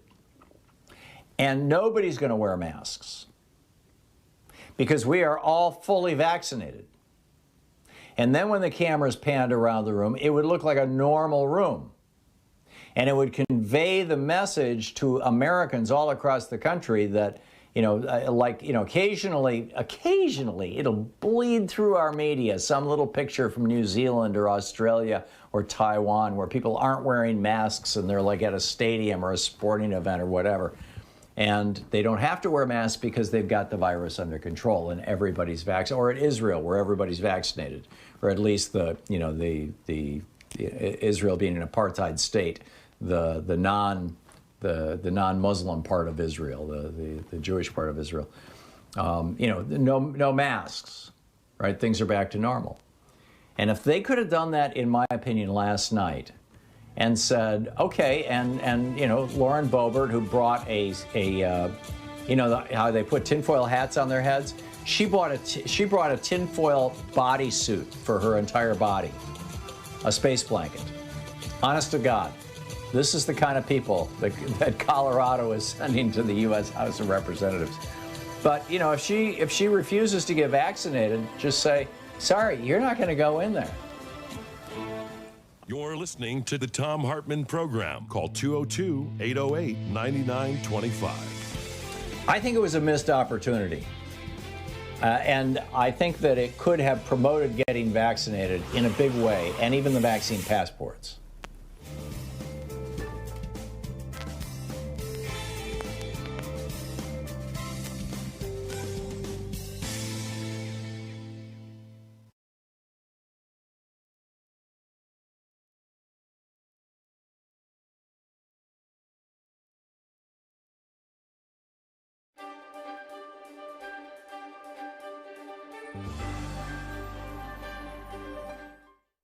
We're reading today from a book by David Sanger, the Pulitzer Prize-winning New York Times national security reporter. The title of the book is The Perfect Weapon: War, Sabotage, and Fear in the Cyber Age. We're reading from the preface. A year into Donald J. Trump's presidency, his defense secretary, Jim Mattis, sent the new commander-in-chief a startling recommendation. With nations around the world threatening to use cyber weapons to bring down America's power grids, cell phone networks, and water supplies, Trump should declare that he's ready to take extraordinary steps to protect the country. If any nation hit America's critical infrastructure with a devastating strike, even a non-nuclear one, it should be forewarned that the United States might reach for a nuclear weapon in response. Like most things in Washington, the recommendation leaked immediately. Excuse me. Many declared it a crazy idea and wild overkill. While nations had turned their cyber weapons against each other dozens of times in recent years, no attack had yet proven to cost a human life, at least directly. Not the American attacks on Iran's and North Korea's weapon programs, not the North Korean attacks on American banks, a famed Hollywood studio, and the British healthcare system, not the Russian attacks in Ukraine, Europe, and then at the core of American democracy. That streak of luck was certain to end soon, but why should Donald Trump or any of his successors take the huge risk of escalating a cyber war by going nuclear? The Pentagon's recommendation, it turned out, was the prelude to other proposals delivered to a president who values toughness and America first to use the nation's powerful cyber weapons far more aggressively. But it was also a reminder of how quickly the fear of devastating cyber attacks has moved from the stuff of science fiction and die-hard movies to the center of American defense strategy. Just over a decade before, in 2007, cyber attacks were missing entirely from the global threat assessment that intelligence agencies prepare each year for Congress. Terrorism topped that list, along with other post-9/11 concerns. Now that hierarchy has been reversed. For several years, a variety of cyber threats, ranging from a paralyzing strike on the nation's cities to a sophisticated effort to undercut public confidence in its institutions, has appeared as the nation's #1 threat on the list. Not since the Soviets tested the bomb in 1949 had the perception of threats facing the nation been revised so quickly. Yet Mattis, who had risen to 4-star status in a career focused in the Middle East, feared that the 2 decades spent chasing al-Qaeda and ISIS around the globe had distracted America from its most potent challenges. Great power competition, not terrorism, is now the primary focus of U.S. national security, he said in early 2018. America's, quote, competitive edge has eroded in every domain of warfare, including the newest one, cyberspace. The nuclear strategy he handed Trump gave voice to an inchoate fear among many in the Pentagon that cyber attacks posed a threat unlike any other, one that we had completely failed to deter. The irony is that the United States remains the world's stealthiest, most skillful cyber power, as the Iranians discovered when their centrifuges spun out of control, and the North Koreans suspected as their missiles fell out of the sky. But the gap is closing. Cyber weapons are so cheap to develop and so easy to hide that they've proven irresistible. And American officials are discovering that in a world in which almost everything is connected, phones, cars, electrical grids, and satellites, everything can be disrupted, if not destroyed. For several years, the thinking inside the Pentagon was that only nations with nuclear weapons could threaten America's existence. Now that assumption is in doubt. In almost every classified Pentagon scenario for how a future confrontation with Russia and China, or even Iran and North Korea might play out, the adversary's first strike against the United States would include a cyber barrage aimed at civilians. It would fry power grids, stop trains, silence cell phones, and overwhelm the internet. In the worst-case scenarios, food and water would begin to run out. Hospitals would turn people away. Separated from their electronics and thus their connections, Americans would panic and turn against one another. The Pentagon is now planning for this scenario because it knows many of its own war plans open with similarly paralyzing cyber attacks against our adversaries, reflecting new strategies to try to win wars before a shot is fired. Glimpses of what this would look like have leaked out in recent years, thanks partly to Edward J. Snowden, partly because of a mysterious group called the Shadow Brokers, suspected of close links to Russian intelligence, obtained terabytes of data containing many of the tools that the National Security Agency used to breach foreign computer networks. It didn't take long for some of those stolen cyber weapons to be shot back at America and its allies in attacks whose bizarre-sounding names, like WannaCry, suddenly appeared in the headlines every week. Yet the secrecy surrounding these programs obscures most public debate about the wisdom of using them or the risks inherent in losing control of them. The government's silence about America's new arsenal and its implications poses a sharp contrast to the first decades of the nuclear era. The horrific scenes of destruction at Hiroshima and Nagasaki not only seared the national psyche, but made America's destructive capabilities, and soon Russia's and China's, obvious and undeniable. Yet even while the government kept the details classified, how to build atomic weapons, where they are stored, and who has the authority to order their launch, America engaged in a decades-long political debate about when to threaten to use the bomb and whether to ban it. The book, The Perfect Weapon by David E. Sanger. Share the Thom Hartmann Program with your friends. We're available on SiriusXM, Free Speech TV, Pacifica, commercial stations nationwide, YouTube, Twitter, Facebook, on the Thom Hartmann app, and you can even tell your smart speaker to listen to the Thom Hartmann Program.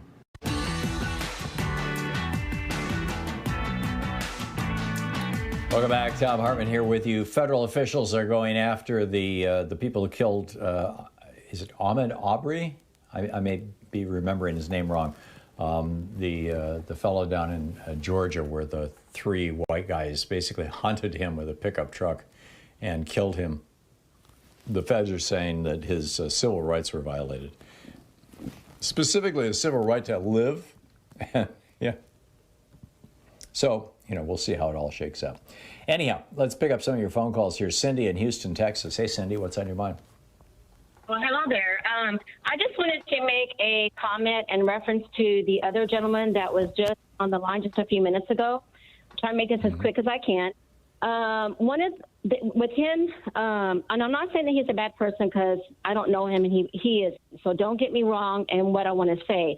It's just that listening to him, I can see a part of our problem as a country. For example, I am not black. I'm a white woman. And I've had some very good jobs, which has, been a very big blessing for me and my family. But at the same time, when he says that, racism, he doesn't see racism as a problem or that it does exist in the same way that I see it.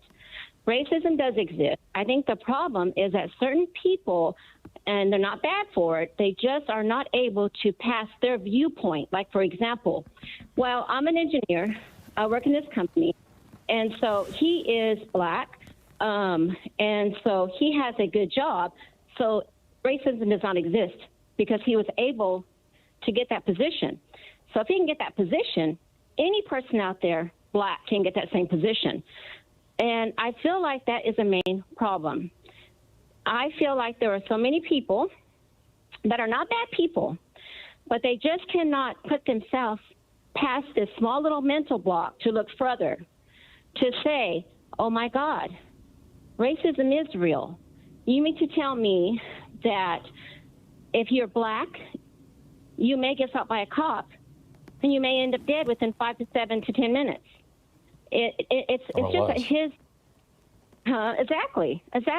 And his phone call really triggered me a little bit because with what he said is what we need to fix. I think there are so many people out there that if they realize that just because you were blessed enough to become a director or a manager within a certain company and you happen to be black, doesn't mean that those same, when you were able to get that done, doesn't mean that so many people out there have that opportunity. It's kind of like pull yourself by your own bootstraps, and racism does not exist, and you can get it done. But the fact is, racism does exist. And if people would look past their small little viewpoint, just because they may have a good place, they may have good cars, they may have a good job. Doesn't mean that it's not real. I think that there's a subtle distinction that is being lost in this whole conversation, and I certainly didn't do it justice in my rant.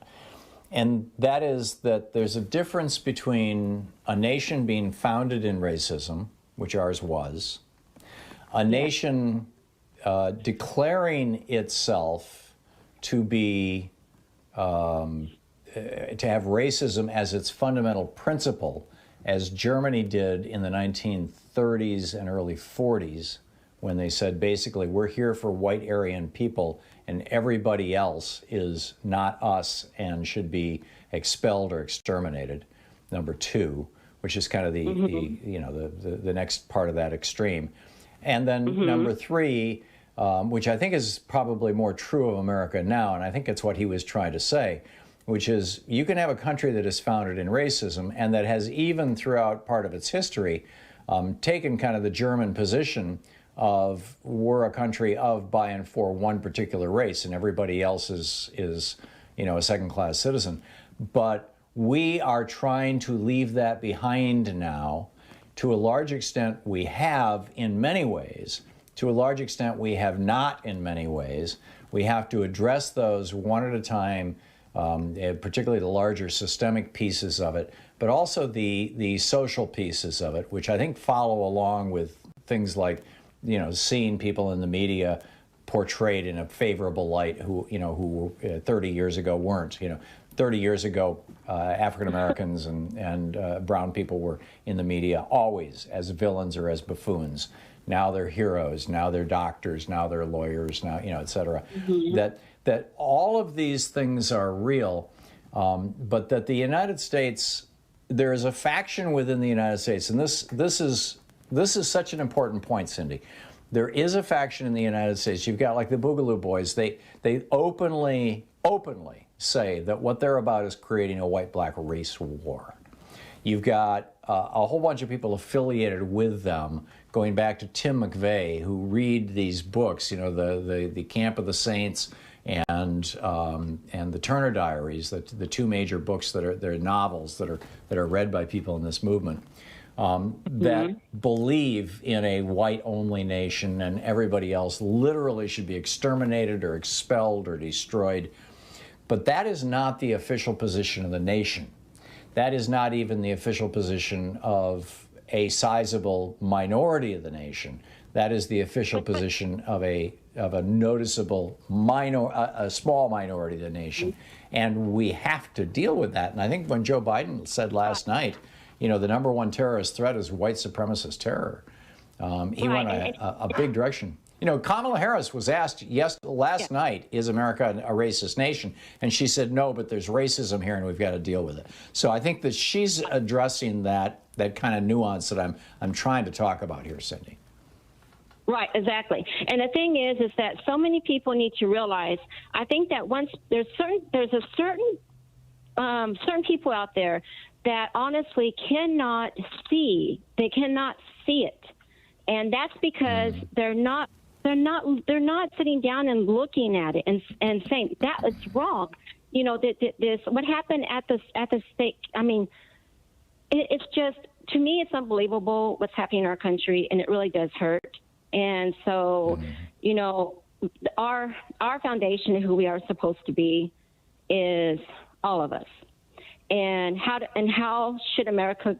How are we supposed to be strong? And it's through that diversity, and that diversity is amazing. It's just so amazing. It's just so sad to see what's happening in our country.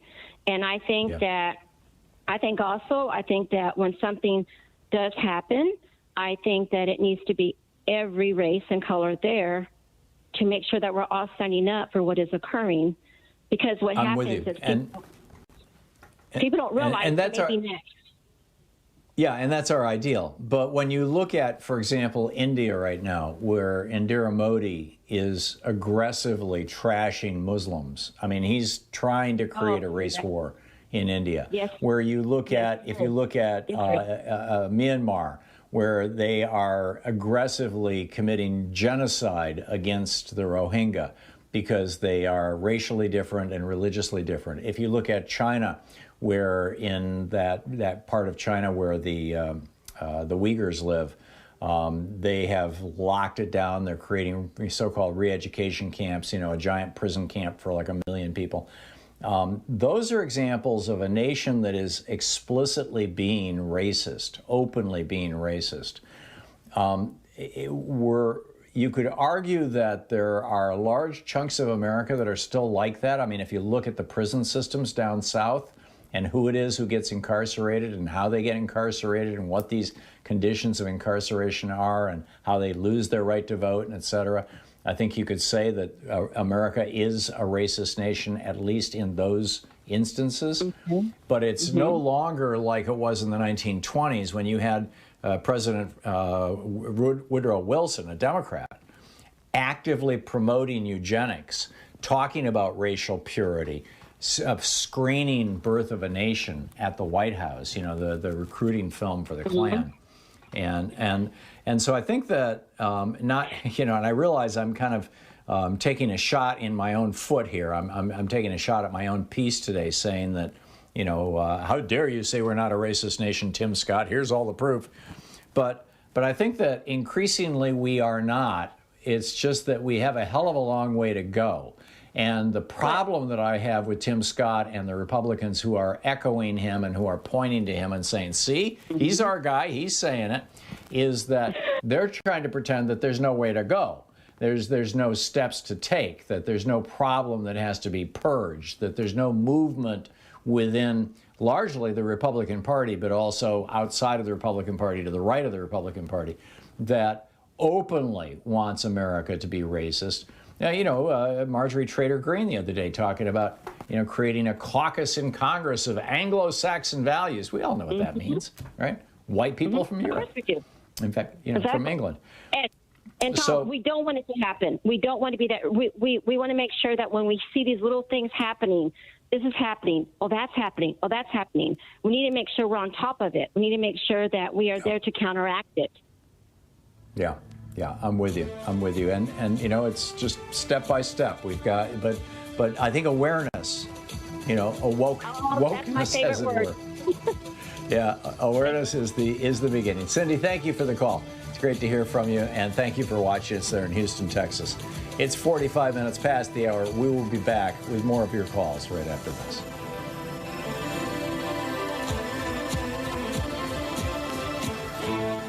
You're listening to Thom Hartmann. Visit thomhartmann.com for audio and video archives. So, is Tim Scott right? Is Kamala Harris right? Am I right? Is America a racist nation? Is it getting better or worse? Where are we at?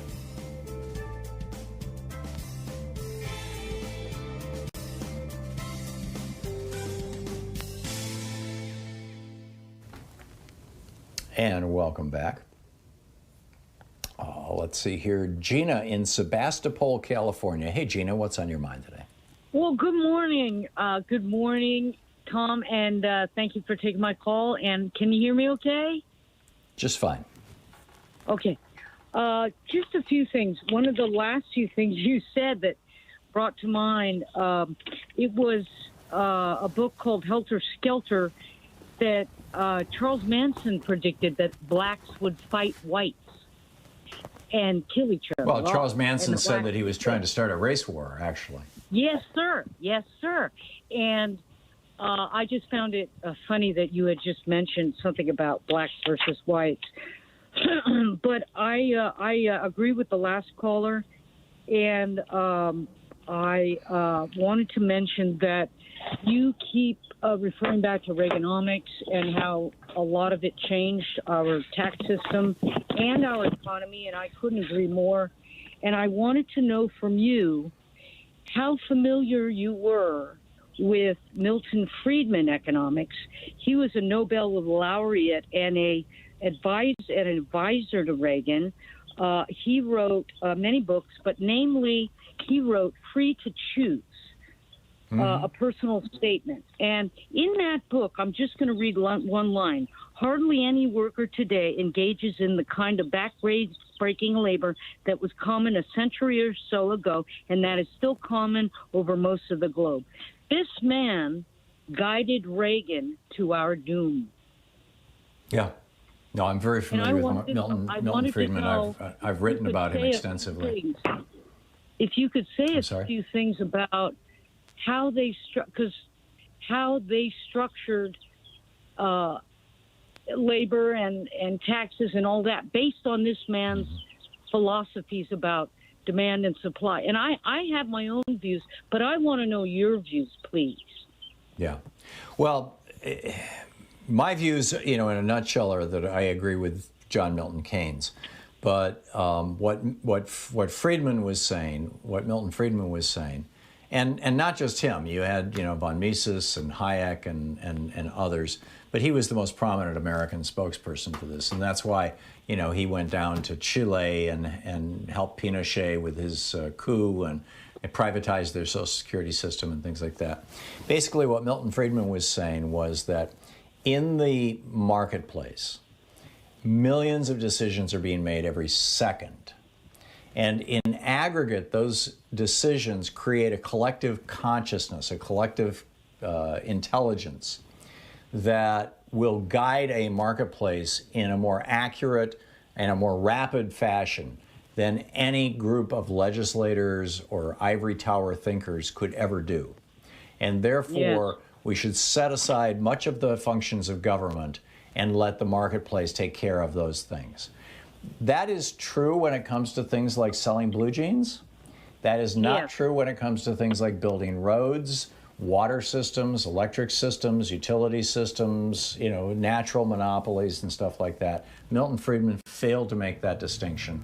I think it was the big flaw in his theory, the biggest flaw in his theory. He also had some kind of generally crackpot ideas. But Gina, I'm out of time. You want to take the last 10 seconds and toss something in? Just wanted to say, Cedric, to the other gentleman who called in about we're not a racist nation. Cedric Robinson, Black Marxism. Cedric Robinson wrote a book, Black Marxism. I'll check it out, Cedric. Thank you very much, Gina. We'll be back. It's coming up on 10 minutes before the hour. Missed my opening rant today? It's usually published over at HartmannReport.com, where you can read it and share it with your friends for free. Check it out, HartmannReport.com. Hey, we have a new video out about the 1776 Commission. Remember this commission that Donald Trump put together to explain the history of America, to have true principles, because history is being distorted by things like the New York Times 1619 report, No, seriously, this is what Donald Trump said, that, we're engaging now in revisionist history by highlighting the history of slavery in the United States.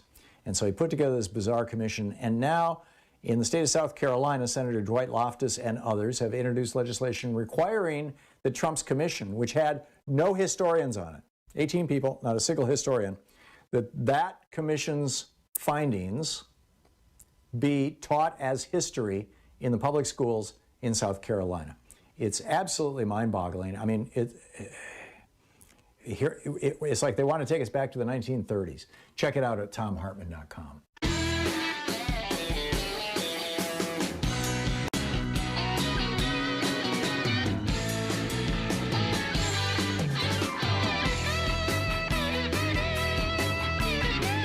And welcome back. 51 minutes past the hour. It's on the Thom Hartmann Program. And Steve in Phoenix, Arizona. Hey, Steve, what's on your mind today? Hey, just want to wish you, my fellow Taurian, a very happy birthday upcoming next week to you. Mine happens to be today. And happy birthday, Steve. Yes, sir, and thank you, and happy birthday to you next week too, Tom.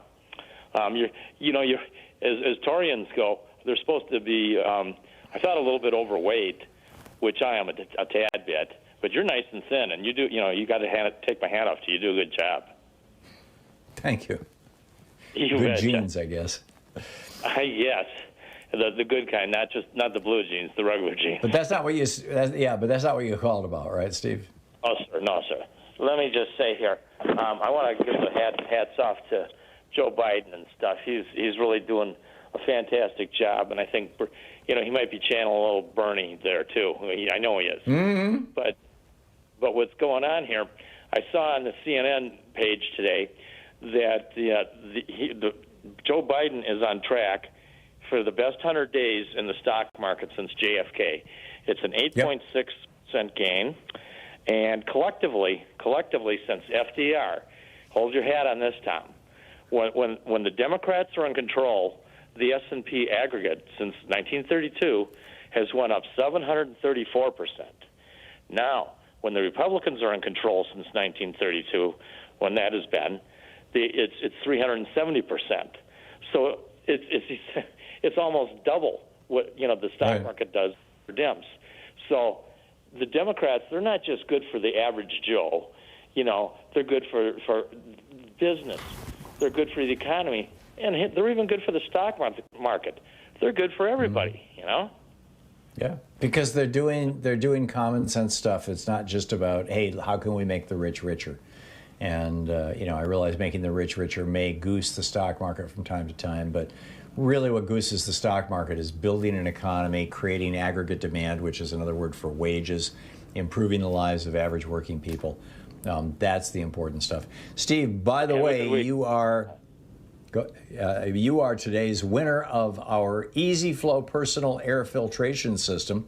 You get fresh air anywhere. More information is available at easyflowusa.com, code TOM.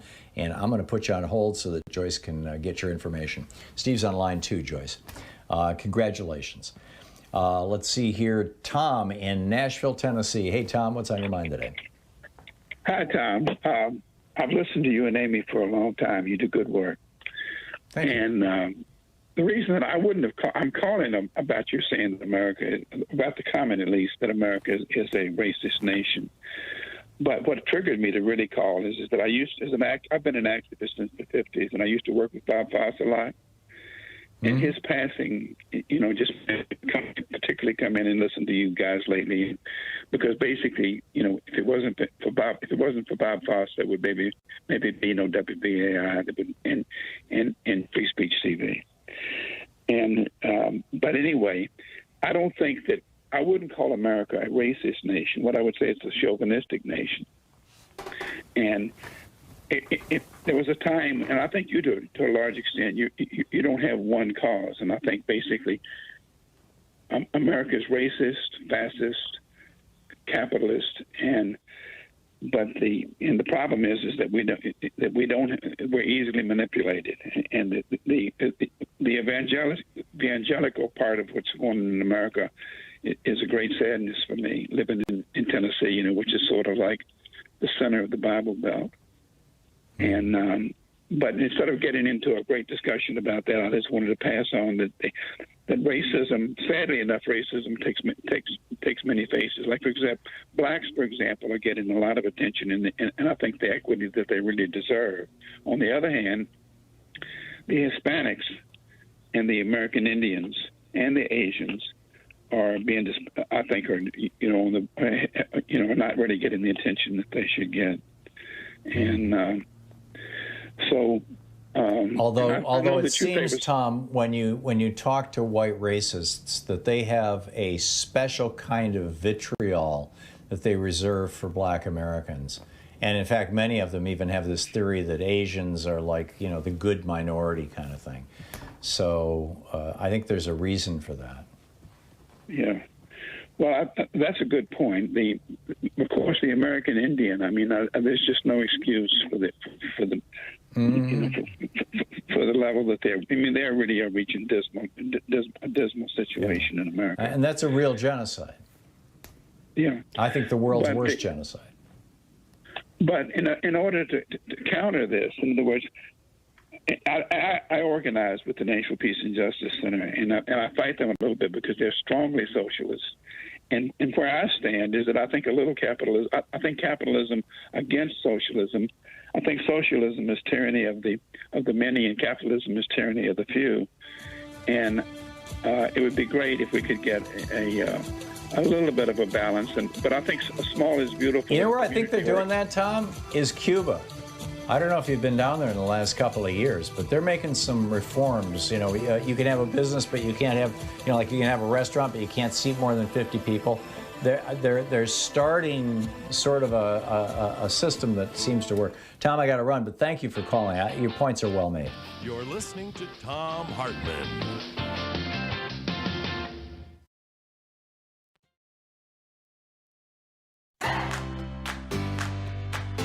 These companies support the Thom Hartmann Program. They are HelloFresh, the #1 meal kit delivery service. More information at hellofresh.com, code TOM. CB Distillery for sleeping and pain relief. More info at cbdistillery.com, code TOM. Annie's Kit Clubs, creativity delivered right to your door. More info is available at annieskitclubs.com/Tom. EasyFlow, personal air filtration system.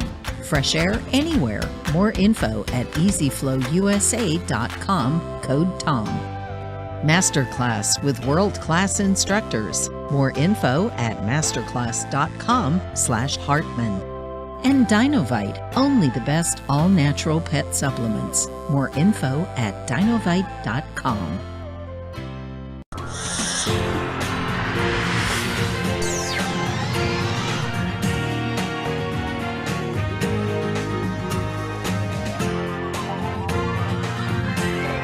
We say fight back!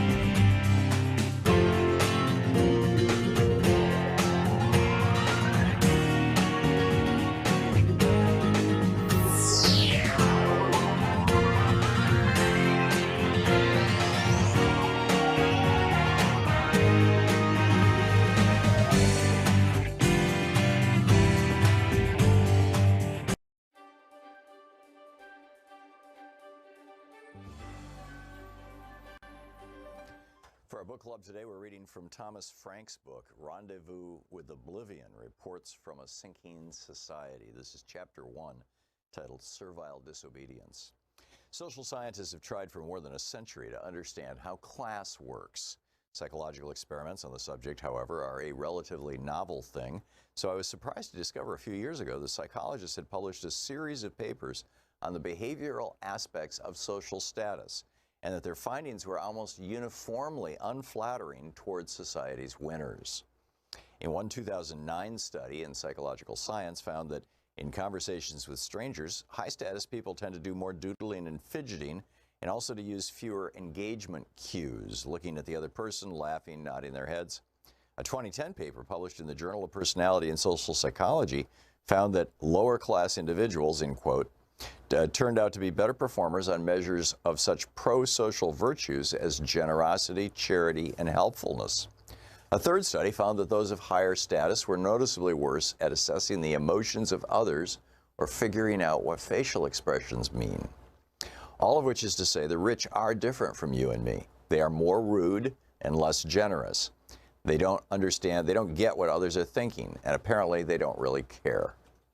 Perhaps this is obvious to you. After all, people don't design toxic debt obligations by calling out what they learned in Sunday school. Still, the research aroused media interest. The Christian Science Monitor's 2010 account of one study ended with this quotation from Michael Krauss, then the University of California, San Francisco, who was one of the researchers, quote, "Being empathic is one of the first steps to helping other people. One of the first things we're really interested in is what can make wealthy people, affluent people, the people with the capacity to give, what can make them empathic?"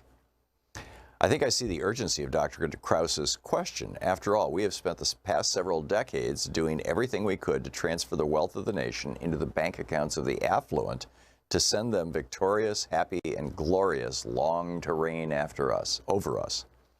Oh, we've cut their taxes, gladly transferring much of the cost of keeping their property safe onto our own shoulders. We've furnished them with special megaphones so that their voices could be heard over the hubbub of the crowd. We've conferred upon them separate and better schools, their very own transportation system, and a full complement of private security guards. We've built an entire culture of courtiers and sycophants to make their every working hour an otherworldly delight. We let them construct a system of bonuses and executive compensation on the theory that it would be good for everyone if the people at the top got to take home much, much more than the rest of us. And when it turned out that the theory was wrong, that in the most famous cases executives chased bonuses not to the shareholders' benefit, but at their expense, why, we promptly bailed them out. We allowed them to step into the Fed's discount window and fill their pockets. We generously transferred their reckless investments to our balance sheet, and we chastised them with little more than a polite request that they please not do it again.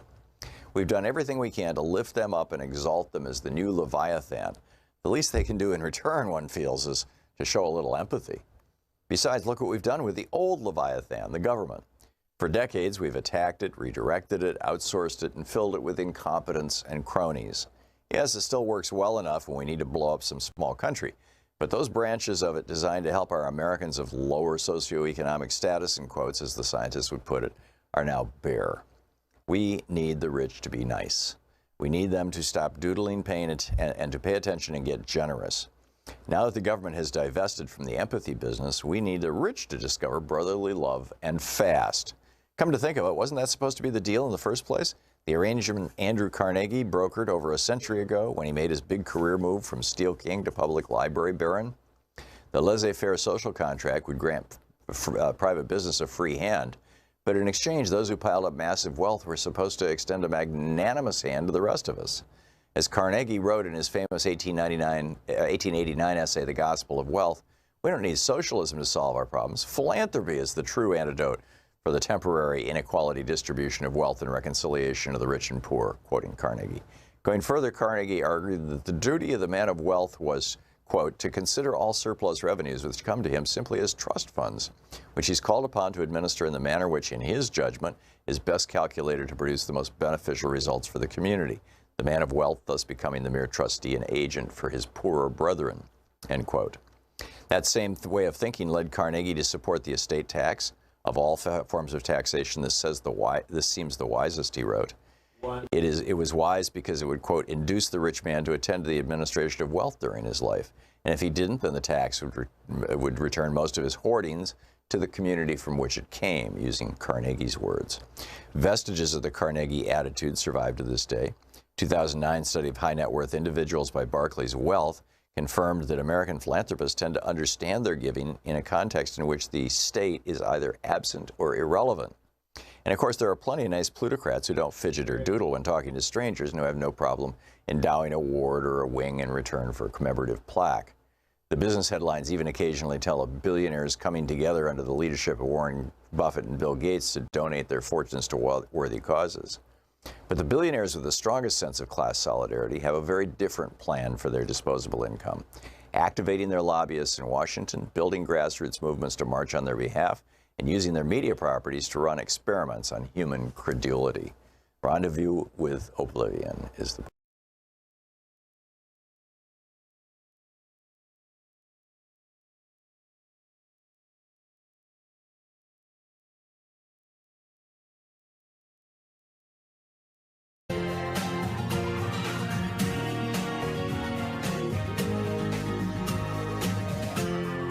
This is the Thom Hartmann Program.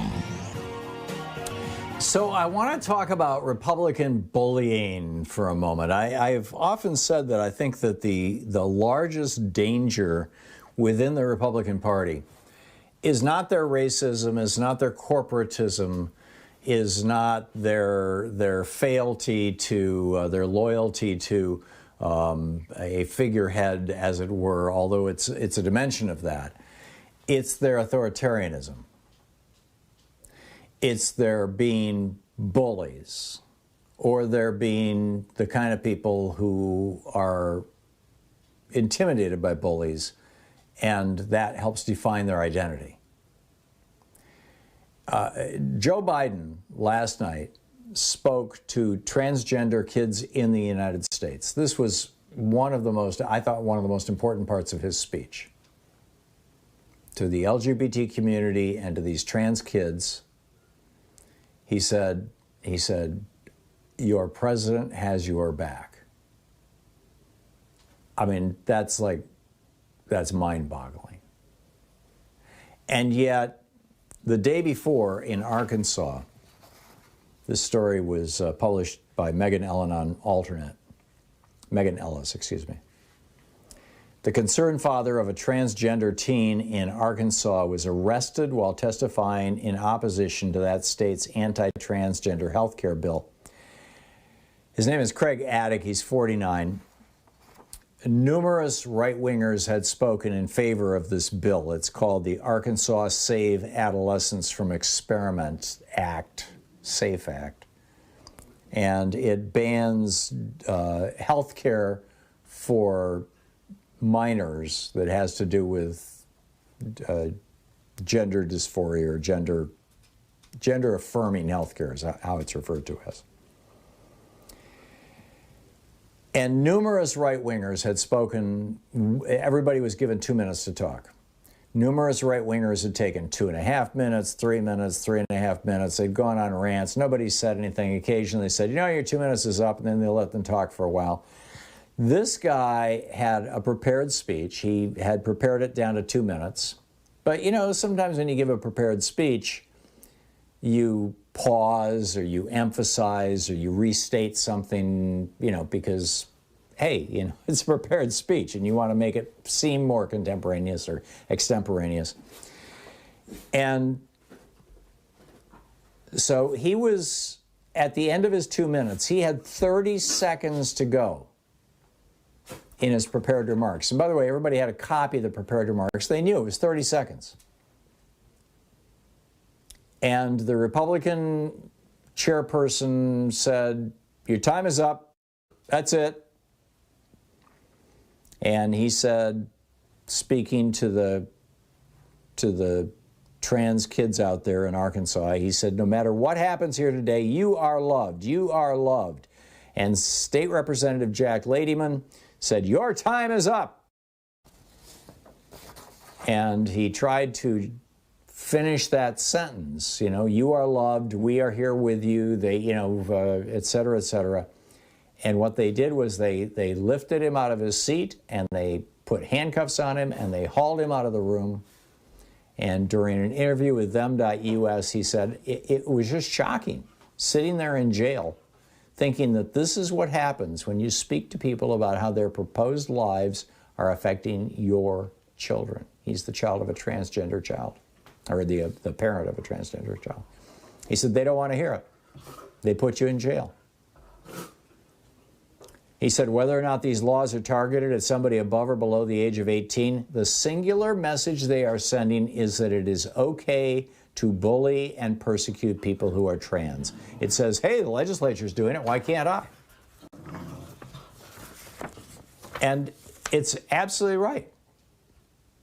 I mean, this is the brand of the Republican Party now, bully, being bullies.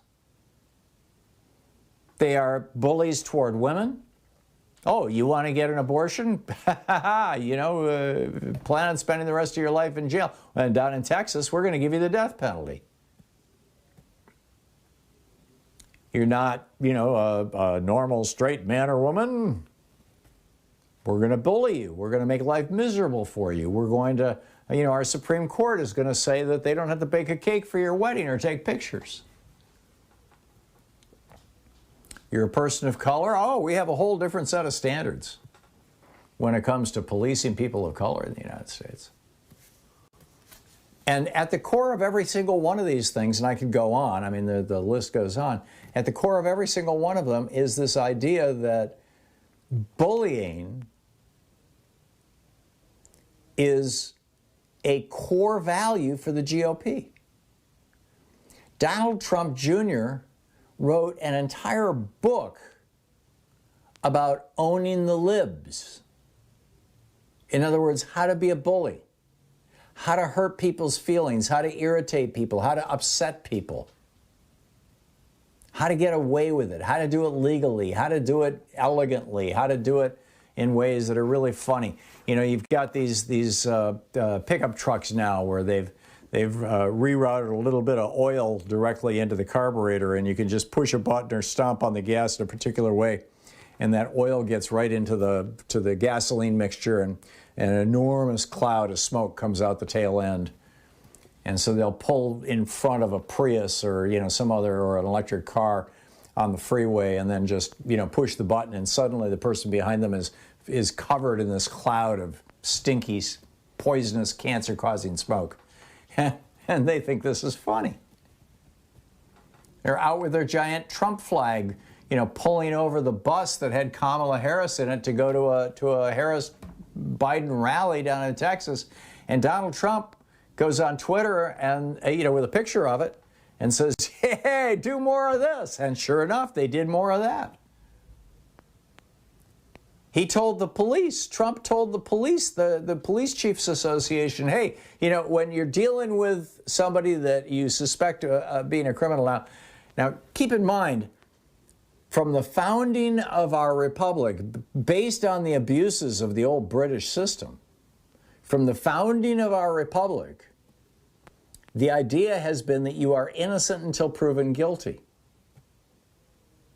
And it's the job of the government to prove your guilt. You don't have to prove your innocence, which is quite different from the Napoleonic code, where, you know, you have to. But that's a whole other conversation. But that's been our fundamental premise from the beginning, that you're innocent. And so Donald Trump is saying to the chiefs of police, take these innocent people, or potentially innocent people, or some percentage of them at least are going to be innocent people, and beat the crap out of them, rough them up. You know, you don't have to put your hand on their head so that they don't bang their head on the top of the car. Give them a good bruise. You know, a little traumatic brain injury won't be bad. Somebody out in the crowd beats somebody up who's got an anti-Trump poster, and what does Trump say? I'll pay your legal fees. Knock him down. Remember this? This is now their brand. The governor of what, Oklahoma, I think, Giant Forte or Jigan Forte, however you say his name, he made his chops. What made him famous? He went from being an obscure member of the House of Representatives to becoming the governor, because he said to a reporter, I'm going to, you know, break you physically. Like they were, you know, in the Capitol building, and they were near the railing, like, I'm going to throw you over this railing, I'm going to harm you. This is their brand. I am convinced that authoritarianism is the most dangerous aspect of the Republican Party and of the conservative movement. I think it is the foundation, frankly, of their racism and their misogyny. What say you? This is the Thom Hartmann Program. 15 minutes past the hour. We'll be back with your thoughts on that and all the other stuff we've been talking about today. Give me a shout. What did you think of Joe Biden's speech last night?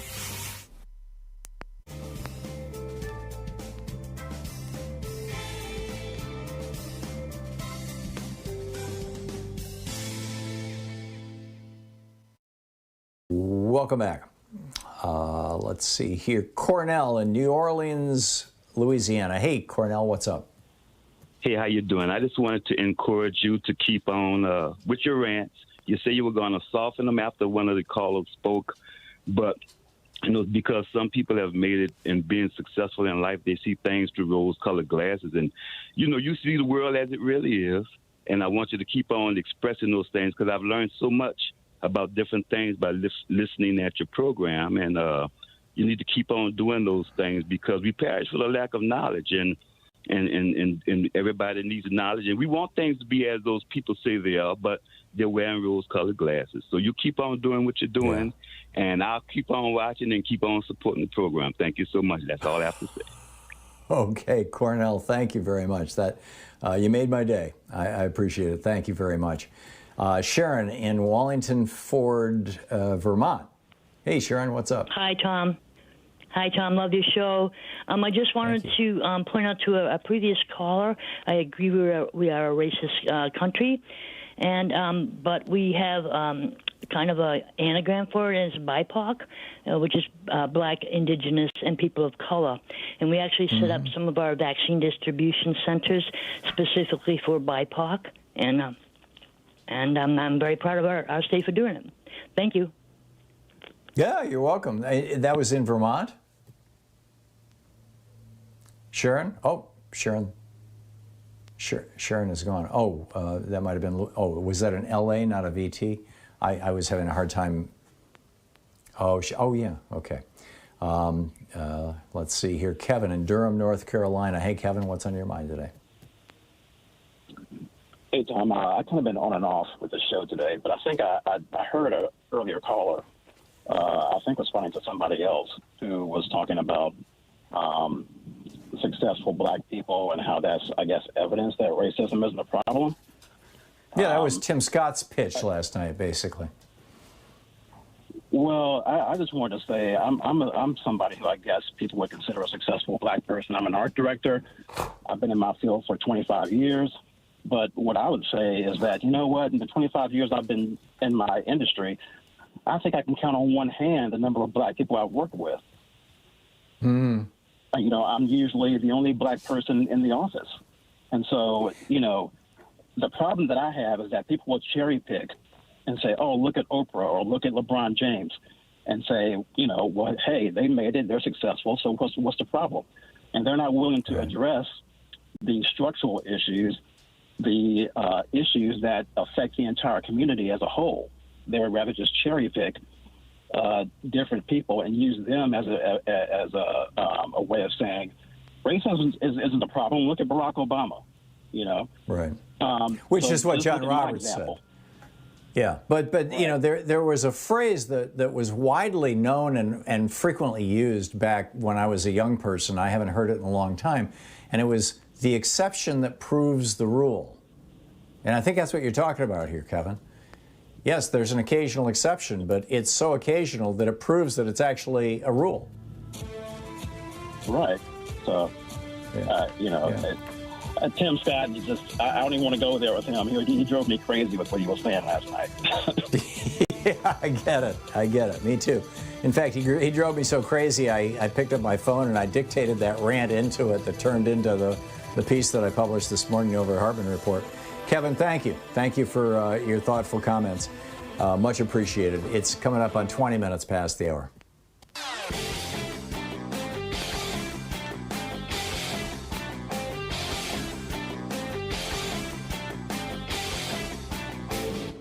Missed my opening rant today? It's usually published over at HartmannReport.com, where you can read it and share it with your friends for free. Check it out, HartmannReport.com. Astonishing news out of the Centers for Disease Control and Prevention that has to do with the lifespan of Americans.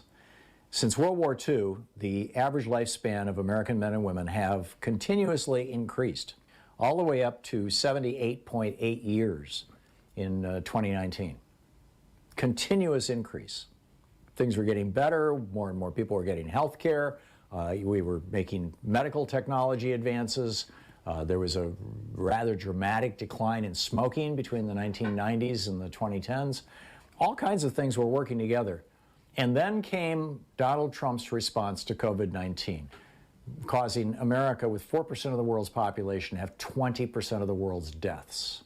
The result of that has been extraordinary. For the first time since World War II, American life expectancy has declined. It's all over in a new video for supporters of our program over at ThomHartmann.com.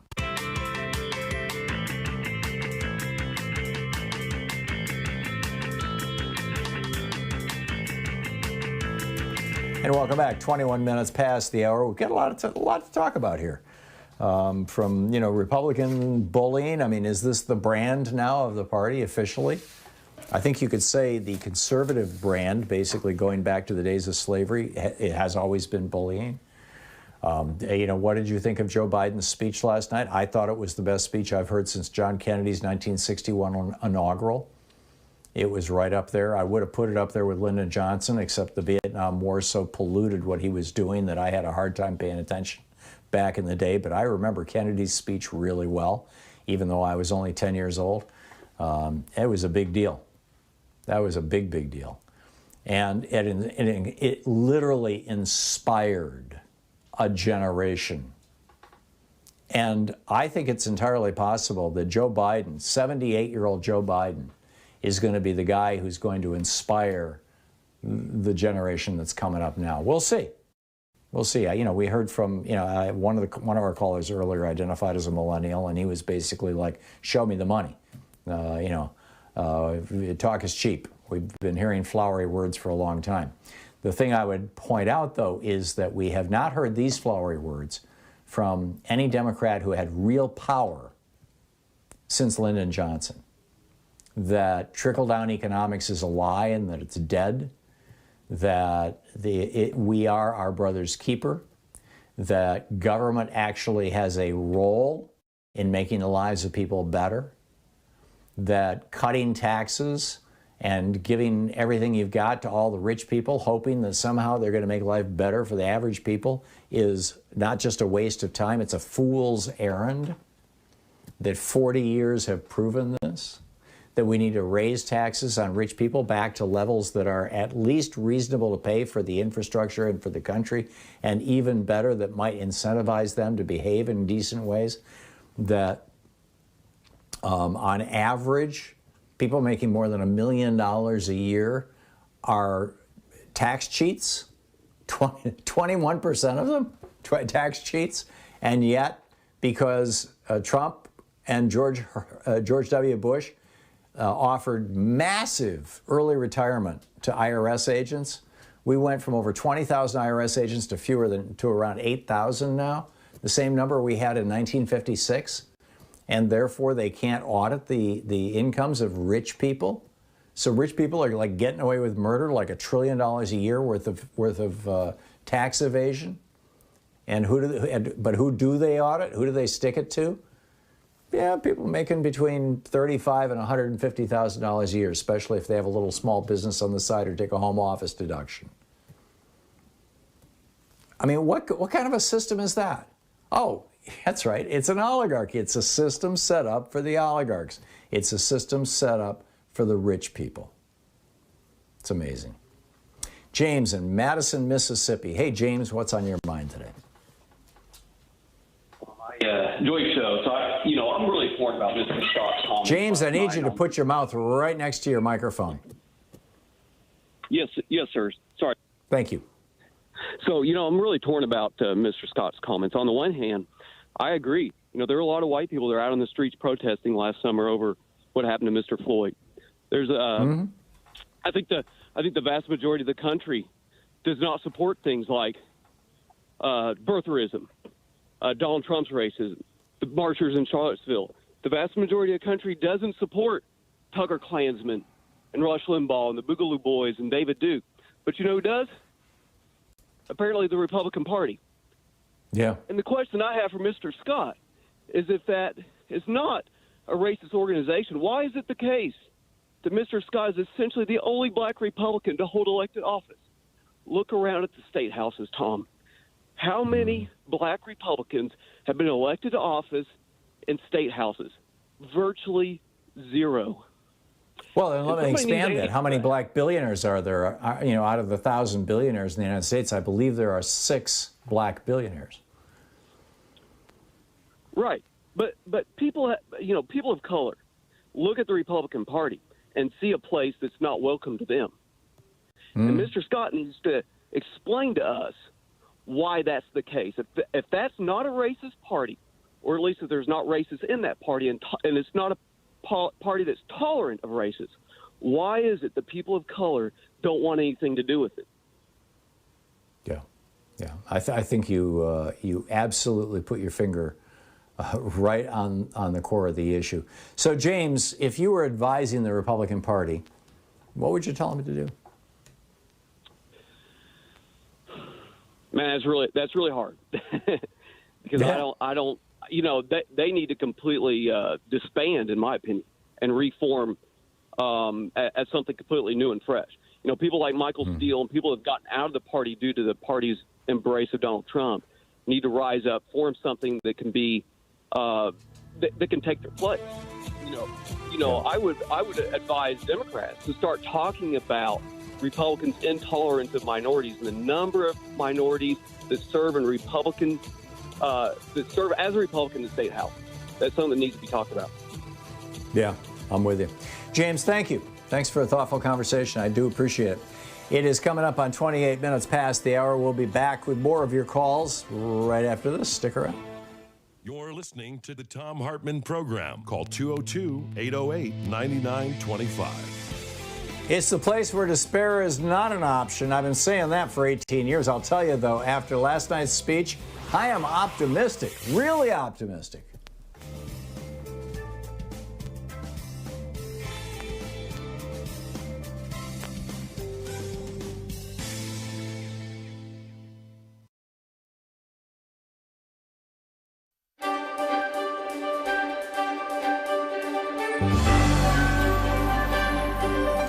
For our book club today, we're reading from Thomas Frank's book, Rendezvous with Oblivion, Reports from a Sinking Society. This is chapter 1, titled Servile Disobedience.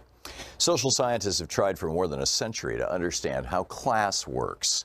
Psychological experiments on the subject, however, are a relatively novel thing, so I was surprised to discover a few years ago that psychologists had published a series of papers on the behavioral aspects of social status, and that their findings were almost uniformly unflattering towards society's winners.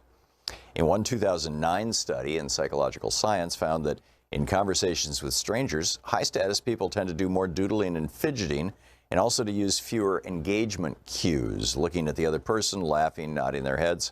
A 2010 paper published in the Journal of Personality and Social Psychology found that lower-class individuals, in quote, turned out to be better performers on measures of such pro-social virtues as generosity, charity, and helpfulness. A third study found that those of higher status were noticeably worse at assessing the emotions of others or figuring out what facial expressions mean. All of which is to say the rich are different from you and me. They are more rude and less generous. They don't understand, they don't get what others are thinking, and apparently they don't really care. Perhaps this is obvious to you. After all, people don't design toxic debt obligations by calling out what they learned in Sunday school. Still, the research aroused media interest. The Christian Science Monitor's 2010 account of one study ended with this quotation from Michael Krauss, then the University of California, San Francisco, who was one of the researchers, quote, "Being empathic is one of the first steps to helping other people. One of the first things we're really interested in is what can make wealthy people, affluent people, the people with the capacity to give, what can make them empathic?" I think I see the urgency of Dr. Krauss's question. After all, we have spent the past several decades doing everything we could to transfer the wealth of the nation into the bank accounts of the affluent to send them victorious, happy, and glorious long to reign over us. Oh, we've cut their taxes, gladly transferring much of the cost of keeping their property safe onto our own shoulders. We've furnished them with special megaphones so that their voices can be heard over the hubbub of the crowd. We've conferred upon them separate and better schools, their very own transportation system, and a full complement of private security guards. We've built an entire culture of courtiers and sycophants to make their every working hour an otherworldly delight. We let them construct a system of bonuses and executive compensation on the theory that it would be good for everyone if the people at the top got to take home much, much more than the rest of us. And when it turned out that the theory was wrong, that in the most famous cases, executives chased bonuses not to the shareholders' benefit, but at their expense, why, we promptly bailed them out. We allowed them to step into the Fed's discount window and fill their pockets. We generously transferred their reckless investments to our balance sheet, and we chastised them with little more than a polite request that they please not do it again. We've done everything we can to lift them up and exalt them as the new Leviathan. The least they can do in return, one feels, is to show a little empathy. Besides, look what we've done with the old Leviathan, the government. For decades, we've attacked it, redirected it, outsourced it, and filled it with incompetence and cronies. Yes, it still works well enough when we need to blow up some small country, but those branches of it designed to help our Americans of lower socioeconomic status, in quotes, as the scientists would put it, are now bare. We need the rich to be nice. We need them to stop doodling, and to pay attention and get generous. Now that the government has divested from the empathy business, we need the rich to discover brotherly love and fast. Come to think of it, wasn't that supposed to be the deal in the first place? The arrangement Andrew Carnegie brokered over a century ago when he made his big career move from Steel King to public library baron? The laissez-faire social contract would grant private business a free hand, but in exchange, those who piled up massive wealth were supposed to extend a magnanimous hand to the rest of us. As Carnegie wrote in his famous 1889 essay, The Gospel of Wealth, we don't need socialism to solve our problems. Philanthropy is the true antidote for the temporary inequality distribution of wealth and reconciliation of the rich and poor, quoting Carnegie. Going further, Carnegie argued that the duty of the man of wealth was, quote, to consider all surplus revenues which come to him simply as trust funds, which he's called upon to administer in the manner which, in his judgment, is best calculated to produce the most beneficial results for the community, the man of wealth thus becoming the mere trustee and agent for his poorer brethren, end quote. That same way of thinking led Carnegie to support the estate tax. Of all forms of taxation, this seems the wisest, he wrote. It was wise because it would, quote, induce the rich man to attend to the administration of wealth during his life. And if he didn't, then the tax would return most of his hoardings to the community from which it came, using Carnegie's words.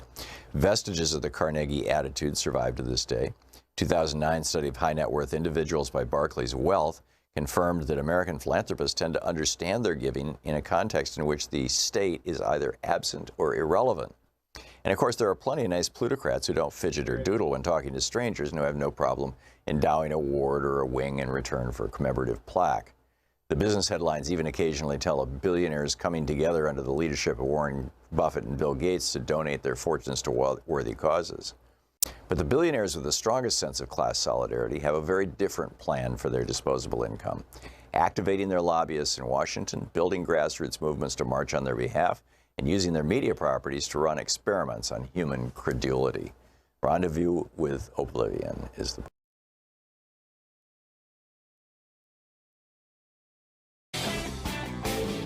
Our 1 hour free podcast recaps our show, and it's available wherever fine podcasts are found. And we have the full 3 hour podcast available over at thomhartmann.com if you want to really support our program.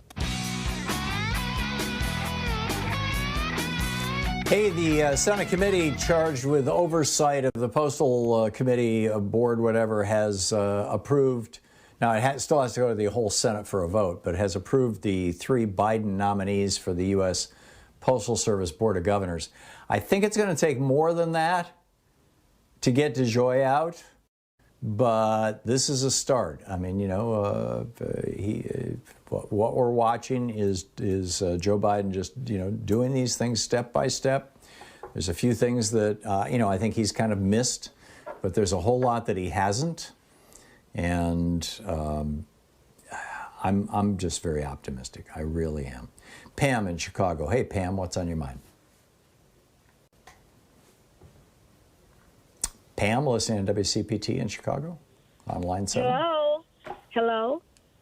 Yeah, hi, Pam. You're on the air. Hi. Yes, Tom, thank you for the discussion, and it's been very interesting, to say the least. First, regarding Biden's speech, let's talk about the optics. How wonderful to see a Madam Vice President Harris and a Madam Speaker Pelosi. I just thought that was wonderful, and as a woman, it just really speaks to me, Tom. My concern is in Biden's speech. First, I thought he should have talked about how many have died because of the pandemic.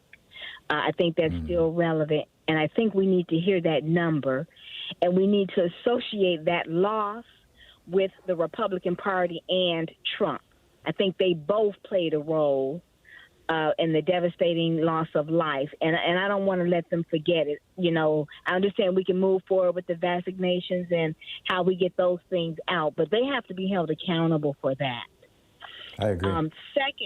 Secondly, when we look at the worldview, and I very specifically remember Biden saying this once before, that he had the conversation with President Xi Jinping of China and said that he felt like democracy wasn't going to last and that autocracy was the way, because democracy, it takes too long to come to a consensus. So that says to me that there are world leaders like that who are counting on democracies falling apart, which is dangerous for us globally. Yeah, I mean, that's Putin in Russia, that's Xi in China, that's Erdogan in Turkey, that's Bolsonaro in Brazil, that's Modi in India, that's, what's his name, Rodrigo Duterte in the Philippines. All of them are running now authoritarian regimes, and all of them are hoping that democracies like the United States and Western Europe will fail. And in fact, many of them are pouring money, mostly through Facebook, but other social media as well, into those countries, looking like they're citizens of those countries, just as they did here in the United States in 2016 and 2020, to try to make people hate each other, to try to disrupt democracies so that they can come out and say, see, told you so, democracy doesn't work. We need a kleptocracy and oligarchy. Only the rich people should be the ones running the country. Back to you, Pam. Sure, and then total world domination. Next, do you recall when President Biden said he had the meeting with the 30 or 40 leaders, and he said, he told them that America is back. And Tom, do you remember the response? He said the leaders told him? Yeah, we'll see. For how long? Exactly. For how long? Yeah. And I'm thinking, so they're, I guess, assuming that after the 4 years or so, that there will be another Trump-like figure, if not Trump, back in office. And they're almost counting on that. So I'm saying, Tom, that I'm concerned about the world view and what's going to happen. But I'm also knowing that the Republican Party, that they're a mechanism for our demise. I see them now as a hate group or the political arm of the hate groups. And we're going to just be in a perpetual fight to try to do what's right. Biden talked about going up and out, that the trickle down didn't work, doesn't work. And I'm going to be honest, too many moderate Democrats have helped that trickle down theory. So it's time to go the complete opposite direction and do what's right. Lastly, Tom, Senator Scott, I was embarrassed for him. I was embarrassed. And that may be his personal opinion about racism. This is a racist country, and it is systemic. And it is also an insult to the many ancestors that have died and to my senior people in my family for him to make the claim, well, if I made it, everybody could make it. Tom, all you have to do is look around. So it was embarrassing. It was really embarrassing to hear him to make that statement. And I appreciate the white people who really want to do some examination, self-examination, and understand that if we say it's systemic and that if we say this is a racist country, that's not an indictment on all white people. But I remember, I think the psychologist or psychiatrist Jane Elliott said, it is very difficult to be white and privileged in this country and not be racist. She just said it's very difficult. Sure. Unless you make a concerted effort not to. At the very least, at an unconscious level. Yeah, I completely agree with that. And in fact, in various ways, not fulminating racism or that kind of thing, but just holding in the back of your mind racist tropes or concepts from old cartoons and old TV shows and just the culture we grew up in. I think I spent half my life racist, as it were, and I think that that's true of most white people who are in their 60s or 70s. I think it's almost impossible not to. And frankly, it's probably true of people who aren't even white, who also were exposed to that same culture. I remember Dick Gregory when we were flying to Germany one time, and he got in this conversation about Aunt Jemima. And he was like, I see all these pretty white ladies in the magazines, and then I see Aunt Jemima. He said, I don't ever want to sleep with Aunt Jemima. And it's like, this is like this universal experience of culture talking to us. And thank God our culture is waking up and starting to fix these things. But the one thing, and feel free to comment on anything I just said, Pam, but one thing that I do want to point out, you pointed out that that Biden said, America's back, and the other countries said, yeah, but for how long? Yeah. I think that they're fairly astute observers of our political system. There are only 3 advanced democracies in the world that allow large amounts of money to corrupt their political systems, and that's Australia, the United Kingdom, and the United States. And in each one of those cases, the major agent that has stepped in to do that is the Murdoch Empire. And I think that a lot of, and Australia and the UK don't even allow half of what we allow here in terms of the so-called First Amendment right of free speech, which means money. So I think that if we successfully pass the For the People Act, that these other countries around the world are going to look at us and say, okay, now there's some hope, because they get it that the Republicans are running this thing. Anything you want to riff on anything I said? Well, I'm just going to add to that, Tom, that I hope that we do pass this. If you have to blow up the filibuster, whatever we have to do to get it done, let's get it done. And I'll lastly add this time that this country has done a character assassination against black people with the stereotypes and everything about ourselves, our natural hair, the fullness of our lips, the color of our skin, just almost made us almost self-hate. Yeah, this is what we grew up with. It's seriously hard to combat, Tom, and we're trying, we're fighting, and many of us are doing it. But it is I feel like it's a daily war against our country. Yeah. Well, and this is why, to Dick Gregory's comment, this is why it is so satisfying, gratifying. It pleases me so much when I see attractive black faces on TV. Not to say, and I get it, Louise made the comment the other day, she loves watching some of the BBC shows, some of the old mysteries, because they have average-looking people, obviously white people, but, it's the BBC. But average-looking people, it's not all beauty queens. And I'm not saying that, all I want to see is black beauty queens on TV, but we're seeing black people portrayed as people, rather than as stereotypes. And I think that's such a healthy thing. We like to say, that our blackness, our beauty comes in all shapes, sizes, and colors. That's what we like to say. We come in all shapes, sizes, and colors, and we want to see that represented all over. But and as for the Republican and the humanity Party, behind it. Yes. And there is no place for me or people like me in the Republican Party if it is about the hate. And I feel that's what it comes down to. So I want them disbanded, gone, whatever you do to a political group to break it up. I have a feeling history is going to relegate them to the dustbin. But, we'll learn a lot more in another year. Pam, thank you for the call. It's always nice to hear your thoughts. It's 45 minutes past the hour here on the Thom Hartmann Program. Fair and only slightly unbalanced. We'll be back with more of your calls right after this. You're listening to Thom Hartmann. Visit thomhartmann.com for audio and video archives. It's the place where smart people get their news. More of your calls in just a moment.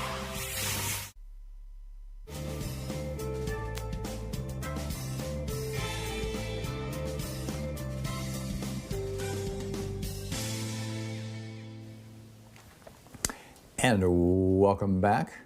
Helena in Vancouver, Washington, right across the river from us. Hey, Helena, what's up? Yes. Hi, Tom. Thank you for taking my call. First, I would like to agree with the last caller. I do think that we have to keep reminding everybody who is responsible for 500,000 dead Americans and who was creating and is creating the hate and divided states of America. But I would like to add to why I think the country is racist. So the addition to the exception, as long as we are going to, use the exception of the rule as a proof that we are not racist, I think this is a proof that we are a racist country. And as long as we as a government deny policies and laws that are protecting minorities, we are a racist country. And as long as we have to protest killing minorities, it's a proof to me that we are a racist country. As long as the minorities have to have a talk with their children, we are the racist country. As long as our history books avoid teaching us the history, we are the racist country. And I would like to use this very simplified comparison. It's like just because a man beats his wife only on Mondays and Wednesdays, but bring her flowers on Fridays, it doesn't make him a good man. He is still the abuser. Yeah. So that's about it, Tom. You know, the previous caller also mentioned that because Biden said what he says is a proof that we are not the racist country. I just say completely opposite. I see this opposite, that if our president has to talk about racism in the ways and creating laws, you know, this is the proof that we are still quite a racist country as a system. Maybe not individual people, because I do agree that we are waking up, which is very promising. I agree. And I think it's very well said, Helena.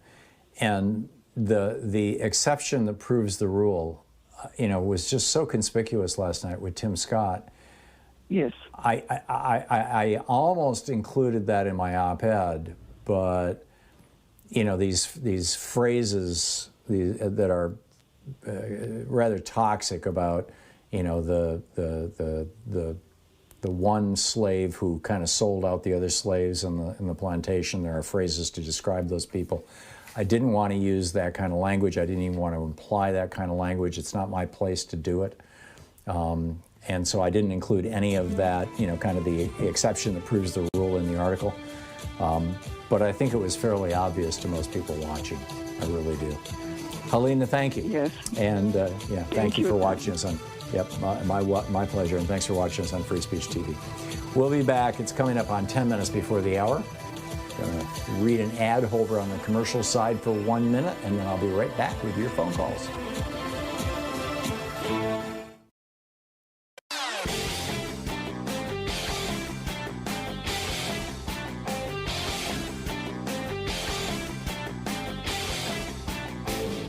Missed my opening rant today? It's usually published over at HartmannReport.com, where you can read it and share it with your friends for free. Check it out, HartmannReport.com. So David Perry over at Medium.com put together a list of 38 reasons to investigate the Trump administration. Everything from the Russian influence over the 2016 election, to the Trump family's collusion with Russia, to Ivanka Trump's trademarks, to federal spending at Trump properties, to the civilians killed by Trump's drone strikes, to the Trump administration's role in turning the United States into the global epicenter for the COVID-19 pandemic. Yes, we are. Yes, it's grim.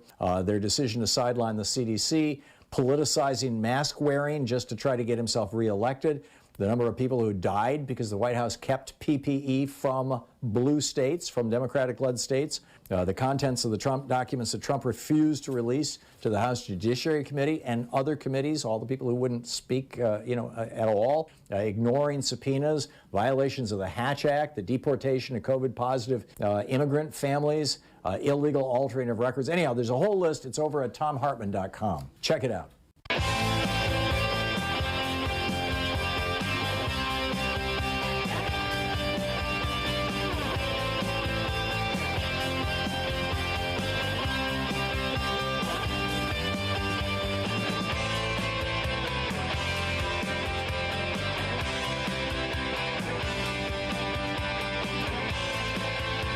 And welcome back, 51 minutes before the hour.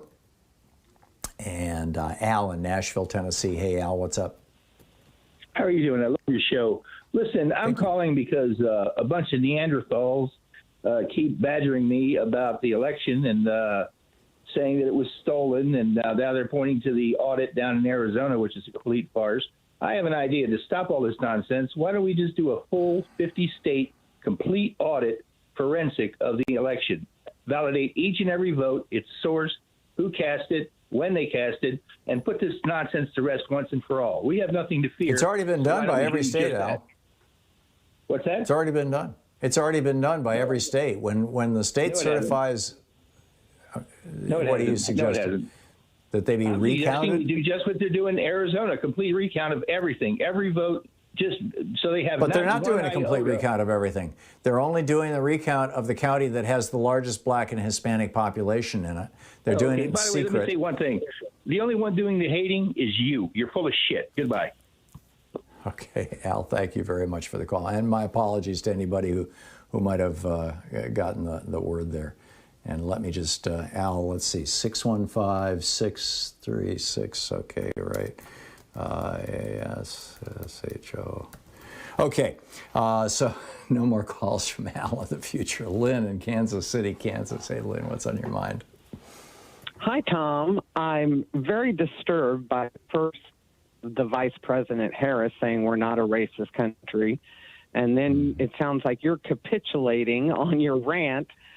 And this is so frustrating. I mean, we are a racist country. We were founded on racism. We continue it today. When Tim Scott said that last night, my husband and I burst out laughing. It was so obscenely stupid. It was funny. Why are you capitulating on this? Well, I'm not capitulating. I continue to believe that America is a racist nation. It was founded in racism. But the point that I was making is that there are some nations who literally still have racist laws like we had, right? Pre-1965, of who can own a home, who can vote, who can, fill in the blanks, right? And we're no longer that. So we're working in the direction of not being a racist country, but we are a country full of racists. We are a country full of, racist institutions, still, contaminated with racism, and we still have a long way to go. So hidden racism is okay. I don't think it's hidden. I think it's out in the open. I think that's what I'm saying, Tom. As much gains as we have made, they're still not getting loans. They're still not getting into school. They're still not getting this. They're still not getting that. I mean, we have racism. They're not laws, but there's certainly practices in place. I mean, we are. If you're kind of measuring us up against, a current apartheid out there somewhere, that's a pretty low bar. I mean, well, I get that. What I'm trying to do, Lynn, is acknowledge the racism in America, acknowledge the progress we've made in this country, and also acknowledge that there are a few other countries that want us to become like them. And we're hoping when Donald Trump became president, and particularly if he was able to steal the next election, that we would become like them, who are actively engaging in racist laws and racism as the foundation of their countries, whether it's Modi in India trying to create conflict between Hindus and Muslims, whether it is in Myanmar, the military going after the Rohingya, whether it's the Chinese going after the Uyghurs. There's no shortage of examples of countries where there are actual racial laws. The U.S. denying the vote to certain people. Yeah, but yes, I don't disagree, and that's where I'm not backing off, Lynn. Okay, well let me ask you this: what motivation do you think Vice President Harris had to say that? So she doesn't look like an angry black woman, or what's the angle for saying we're not a racist country? I think that's possible. I think she might have been splitting hairs like I am. I think she didn't want to be the center of the news cycle on something that, while they're trying to sell a major program, let's not have a diversion. I can think of a half a dozen different reasons why she would have said that. But Basically, Lynn, we're out of because time. we're a racist country. She couldn't say it. There you go. Lynn, thank you. It's good to hear from you. I appreciate the call. 56, well, it's the end of the show. Thanks so much for being with us today. We'll be back tomorrow, same time, same place. In the meantime, don't forget democracy is not a spectator sport. It requires you. So get out there, get active, tag, you're it. We'll see you tomorrow. Have a great afternoon. Be good to yourself and people around you.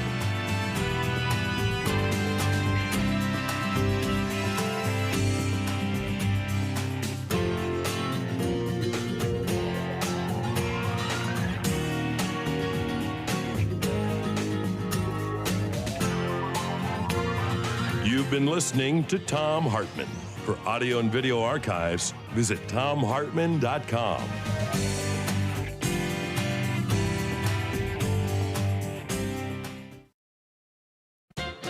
The past year proves that a lot of